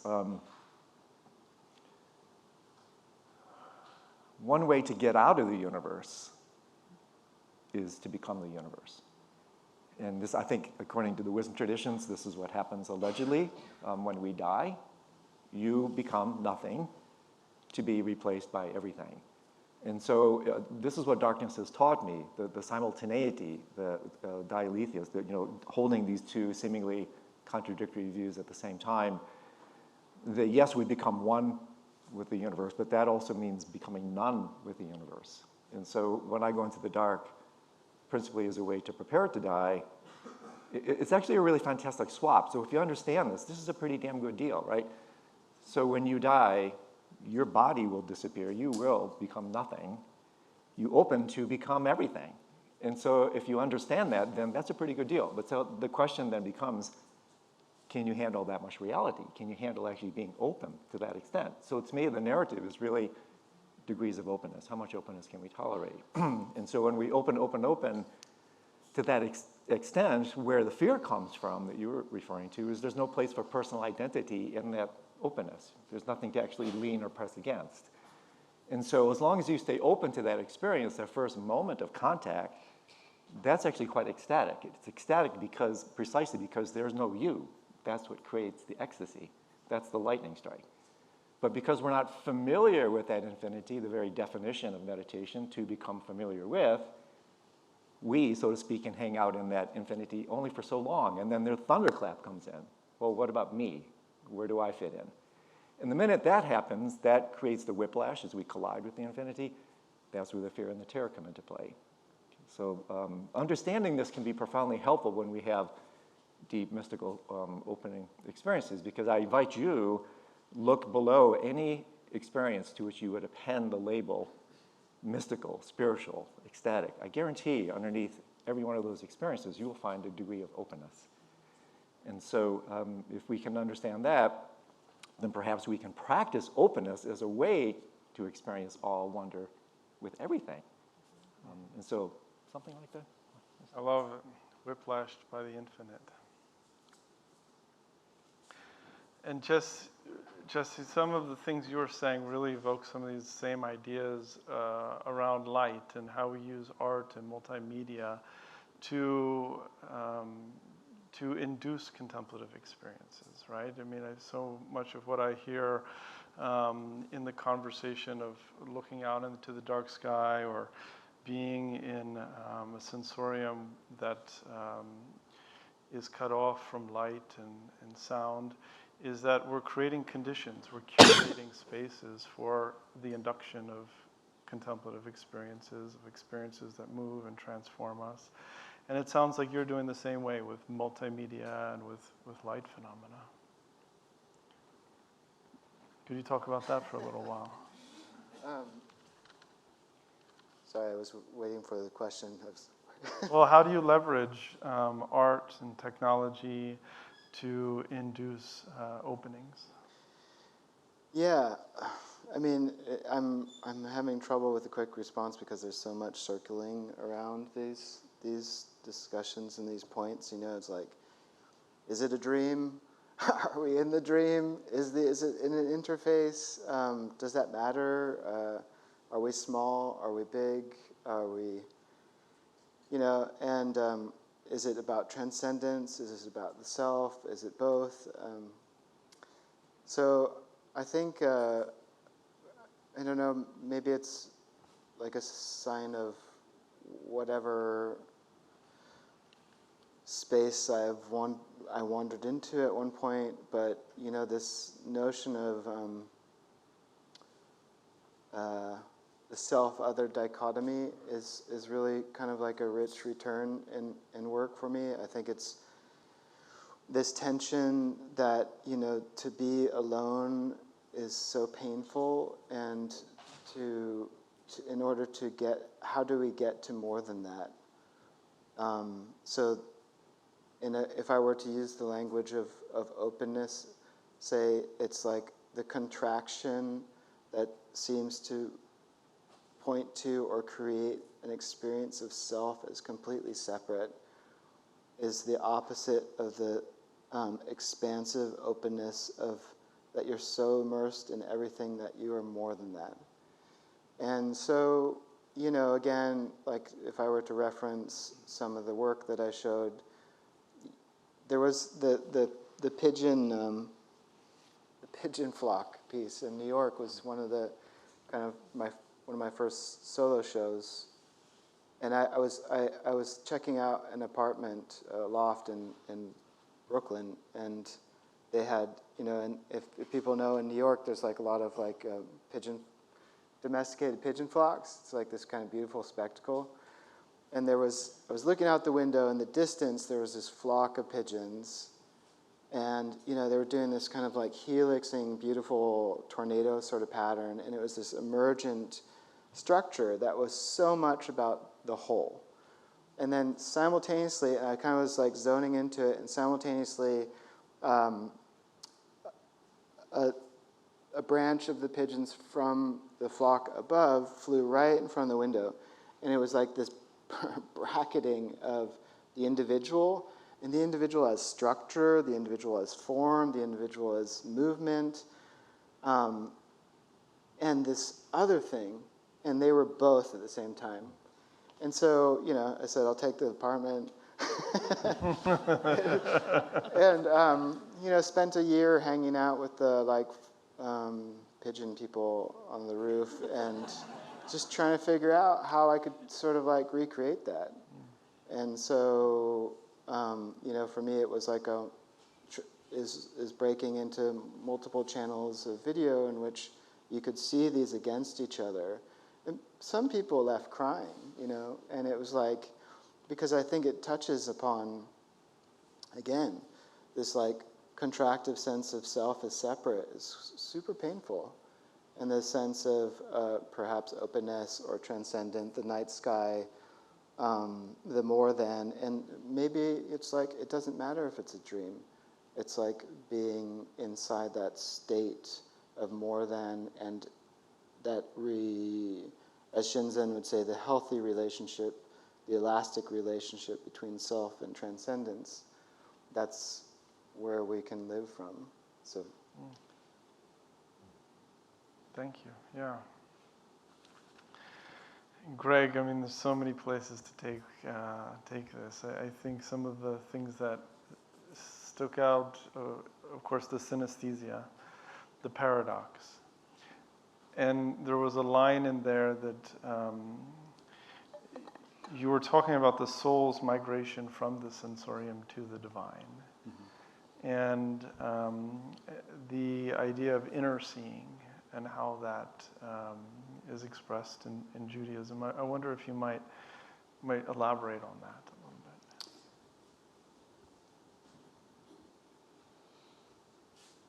Well, so transcendence, which has come up already, is one of these words that gets thrown around in my department, religious studies. The meaning of transcendence is literally to climb beyond. And I think there's something that's very human about an impulse to climb beyond. That is, I'm not sure if it's quite right to say not satisfied with where we are, but trying to get beyond where we are. And I think that gets expressed in religious traditions in different ways. And I think about it as someone who studies religion and sensation. I think about it in terms of, like, to me, I think what I know is largely based on my sensory experiences. What I can know is fairly limited by my senses, and you talked in your opening remarks about how that already limits what we can know. And so if religions are positing something that's transcendent beyond that, is it possible for humans to escape their sensory selves and get beyond? Yeah. So I like the way the synergy of the panel just worked out. We had a couple sort of more subtractive, focus on darkness, maybe even not seeing, and a couple of papers more about seeing and light. And so there are different ways that humans and religions and practitioners go about that. But what I encounter over and over again in my experience with various religious examples is that often the body and the sensory being is the portal to that beyond. And then the question is, if you have an experience that seems extrasensory, I know that's the panel this afternoon, that's beyond normal sensory experience, how do you express that? Yeah. And what I find is in Judaism and in some other religious traditions, a sort of synesthetic expression that's rooted in sensation and yet tries to get beyond, to express something that's beyond sensation is often a device that communicates that transcendent experience that a person has. Yeah, the other dynamic I heard in what you presented that seemed so resonant with what others were saying was the equation of the divine with light, and yet there was a passage in the last line was Moses saw in the darkness God. And that is to say that there is this association with the divine and light, and yet God was in the darkness. If you could, any thoughts on that? Yeah, well, so the way the Israelite deity often shows up is in a thunderstorm. And this is what I think the darkness is about at Sinai. The Israelite deity was modeled in part on another ancient Near Eastern deity, Baal or Baal, and they're both storm gods. This was a very common way to conceive a deity in the ancient Near East. And so I think God shows up on the mountain as a storm, and that's both revealing, it's a theophany, a manifestation of the divine, and it's also concealing. Like you can see, but you can't see the essence. And I liked, was it Barbara Taylor Brown? Yeah, Barbara Brown Taylor. Yeah. Sorry? Barbara Brown Taylor. Barbara Brown Taylor. I love this idea about sight being superficial. I first encountered that in some of Walter Ong's writings. And Walter Ong was really about hearing. That's what he thought was the most important sense. But he had some very perceptive things to say about the others. And yes, if you think about sight, just reveals surfaces. It doesn't reveal interiors. If you want to get into the heart of something, you need to either use touch to break in and violate it to find out what's inside, or Ong suggests that hearing reveals interiors. Like when we're speaking, I'm revealing something of my interior to you. You're taking it in, revealing something of your interior back to me. He gives the example of a coin. You drop a coin to see if it rings true. You can tell, is it hollow or is it a real well-made coin? Reminds me of Jovia's discussion yesterday of the voice of God and reverberation and how that's affected human consciousness over time, from the caves to hearing voices, etc. Yeah. Beautiful. The complementary dynamic here of the additive and the subtractive is a dynamic we've been playing with. Other thoughts before we open up to the audience for questions? Yeah, just a comment. God appearing in the light. Well, I think it's really compelling that you can create light. You can't create darkness. Darkness is primordial. It's elemental. It is the reduction base. And so to me, the deep and dazzling darkness of the divine is found fundamentally, in both, but the reduction base is everything arises in the world's mythological traditions from the matrix of the dark, manifests in the light, returns. Every thought arises, arguably, from the background darkness of the mind, comes back to it every day. And so this iterative process of arising, coming out of the dark, returning, it's the womb and the tomb of all manifest reality. Yeah, and Andrew, it makes me think, in the Tibetan traditions that we're both familiar with, from within the darkness emerges what they call the Odsal, which is translated as clear light. That is to say, the light that's not received as a stimuli, but is the basic nature of the mind, which is a beautiful paradox as well, right? So let's open it up. We have two ways to query. One is by raising your hand, and we'll pass a microphone, and the other is to put it through this apparatus via the QR code. Are there questions, Devin, from the audience on the QR code? There's a live one. There's a hand back there. Who's passing the mic? Way in the back. Are there any from the audience? Devin? Yeah, well, there's, yeah, sorry, I guess we're having a mic situation. Yeah, there's a couple questions that are. Let's start with that, and then we'll turn Yeah. to the mic. There's a couple of questions on the theme of like the environmental crisis, polycrisis. Can contemplation and contemplative technologies of light and darkness, or can contemplation and contemplative technologies of light and darkness help us when it comes to the polycrisis, the environmental crisis, and then there's a clarification. Polycrisis including the suffering of human others who we haven't met, as well as non-human others.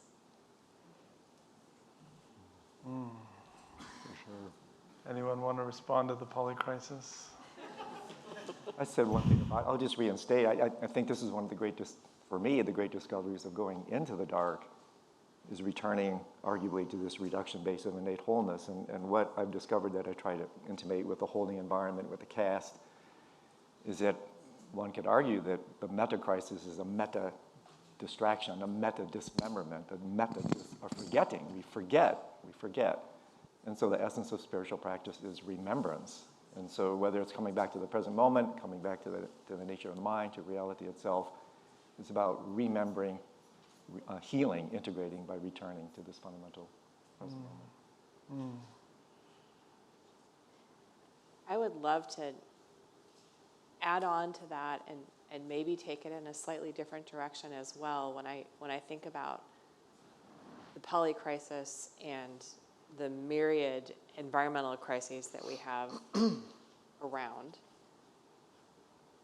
Much of it for me seems to stem from our apparent need to control our environments and to think that we can control our environments. And one of the ways, obviously, that we try to do that at night is through light. And there are so many other ways that we try to control our environments. And, on a small scale and large scale, we are always sort of terraforming our planet in different ways. And sometimes we don't call it terraforming if it's just a road or it's just a light. But we are changing our planet, and we're changing it by exerting control. And when we exert our control, we're taking that control away from others, and especially from non-human others. And I think, as the questioner asked, is there a role for contemplation in this? And I think the answer has to be resoundingly yes. And for me, the core nugget of that contemplation would center around sinking into giving up control and the allowing us the vulnerability of not feeling like we have to master our surroundings. Because in mastering our surroundings, we're taking away the autonomy of the natural world. Yeah. I would just like to, acknowledge the question is like perhaps one of the most important questions of our times, and say that I have no clear answer. I don't, it's just like so multifaceted. I wish, but and then I'm also somewhat troubled by. Okay, so there's the term contemplative technologies, and then there's technologies, and you think about how extractive a lot of contemporary technologies are, so that's tricky. Somebody who like myself, working with computers and AI and interfaces, and it's rough. And on the other side, and I don't think this is quite sufficient, but there's like the acknowledgement of that behavior and conditioning creates outcomes and culture. And so I feel like we all maybe can take on that question in our own ways and jump in as we can, where we can.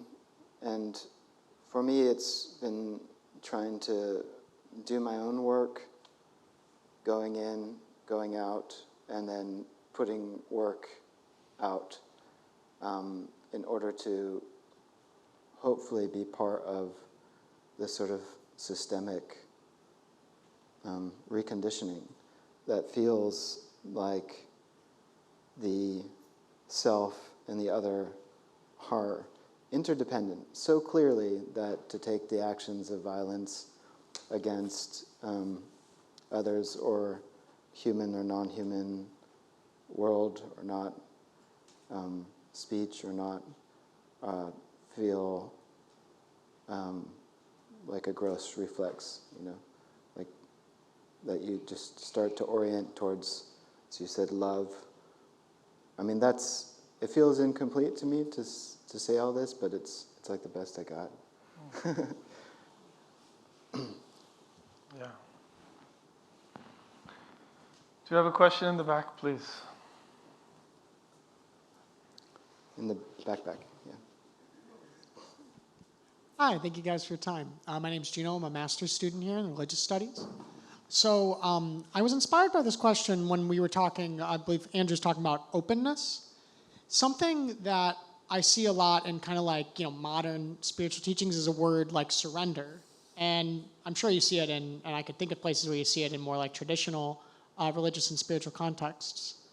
So my question is like, how do you see like the openness that you were describing, or even the openness that, I forget our first speaker's name, that was kind of like inspired by like the connection to the night sky, like if there's any connection to that sort of like virtue or like process of surrender?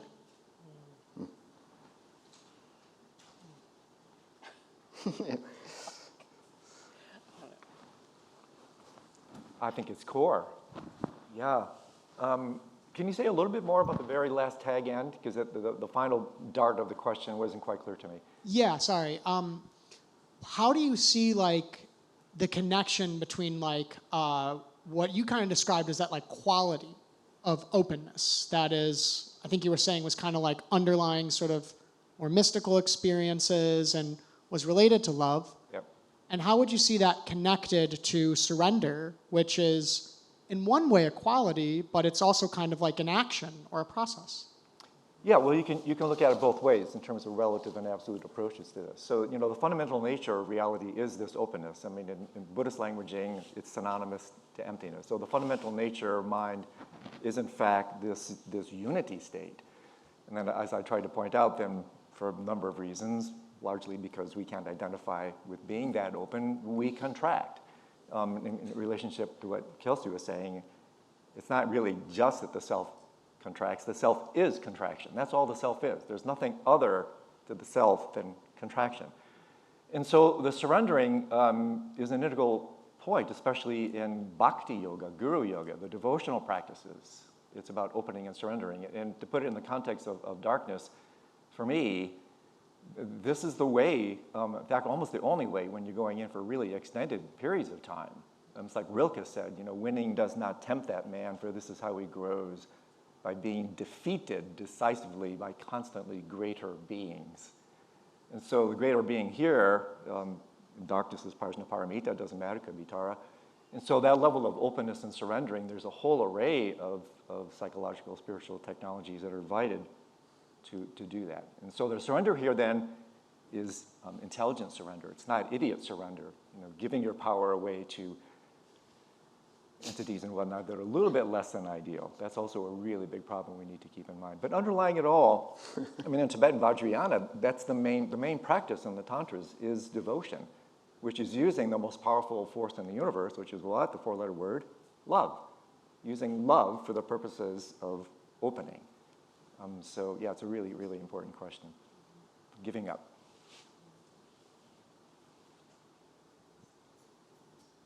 Other thoughts on surrender? Yeah. Well, maybe take one more, this one question, before we break.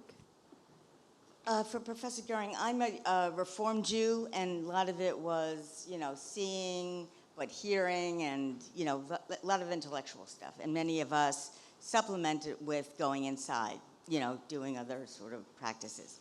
However, the very devout I call them super Jews, but that's not the right term.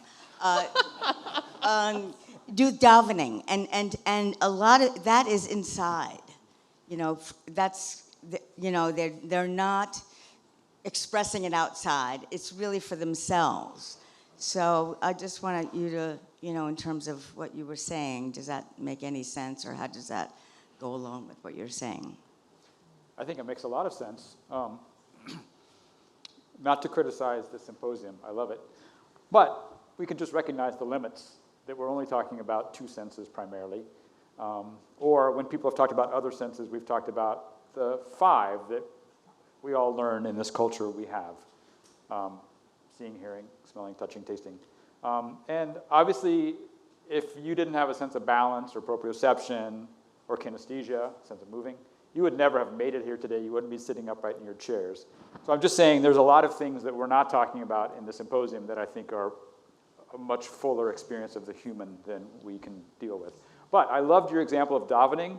I haven't thought about that a lot, but I would think of it as a kinesthetic activity, meaning one is moving and feeling oneself moving. It may also be interoceptive. I mean, I appreciated that Andrew in his meditation talked about exteroceptive and interoceptive. Our 5 senses in this culture are all exteroceptive. We're all about getting data from the outside. But we also have interoceptive and proprioceptive senses that give us a lot more information about the state of our own being, about the position in space, about how it's moving.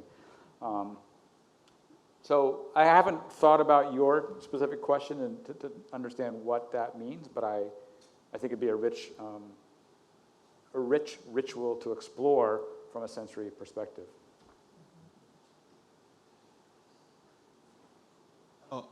My name is Lawrence. Thank you all for your time.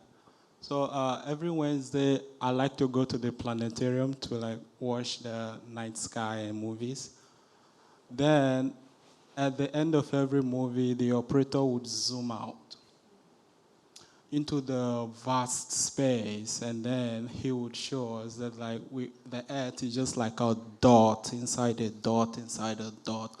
We're so small when it comes to the vastness of space. So for me, that is very humbling. So my question is to you, it sometimes makes me feel like we are inconsequential in the grand scheme of things. What do you have to say to that? Thank you. Thank you for that question. I think this is one that a lot of people wrestle with. And it's easy when you have the experience of zooming out and out and out and out and realizing how ridiculously small we are on this, to paraphrase Carl Sagan, tiny mote of dust suspended in a sunbeam. It is humbling. And I have a couple of responses to that. First is, what's wrong with being humbled? Maybe in some ways it's good for us to realize that in our human incarnation on this planet, we are not as important as we like to think that we are, because in some ways we're not. I sometimes will teach a class on the ways the universe can kill us, and there's not much we can do about it. So there's that, right? And so first there's what's wrong with being humbled, right? Let's invite ourselves into that space of, what if we were insignificant? But, and this is a but, not an and, I don't think we are insignificant. And here's why. We are literally made of stuff from dead stars, right? So we are literally constructed, the carbon, the oxygen, all of the minerals and elements in your body are from the universe. In fact, the hydrogen that makes up much of the molecules that make up your body, all of that hydrogen was created in the first few minutes after the Big Bang. Right? So think about that. Think about that when you're drinking water, H2O. Right? That hydrogen has been around since the beginning of the universe, and it makes up your body because you are mostly water. Okay? So we are made from the universe physically, and as far as we know, and this could change any day, and that would be a whole other topic for this meeting. We are, as far as we know, the only sentient beings in the universe capable of trying to understand the universe we are literally made from. And so we are, in a real physical scientific sense, we are the universe made self-aware. And we may be the only instance in all of the universe, which is really big, and you know this because you felt insignificant. We may be the only instance in the entire universe that is capable of trying to understand itself, which to me actually makes us really important, like profoundly important, and gives me almost an ethical imperative, and I would argue humanity an ethical imperative. You know, if we are the universe made self-aware, trying to understand itself, can we like not squander that? Right? I think it makes us actually profoundly important.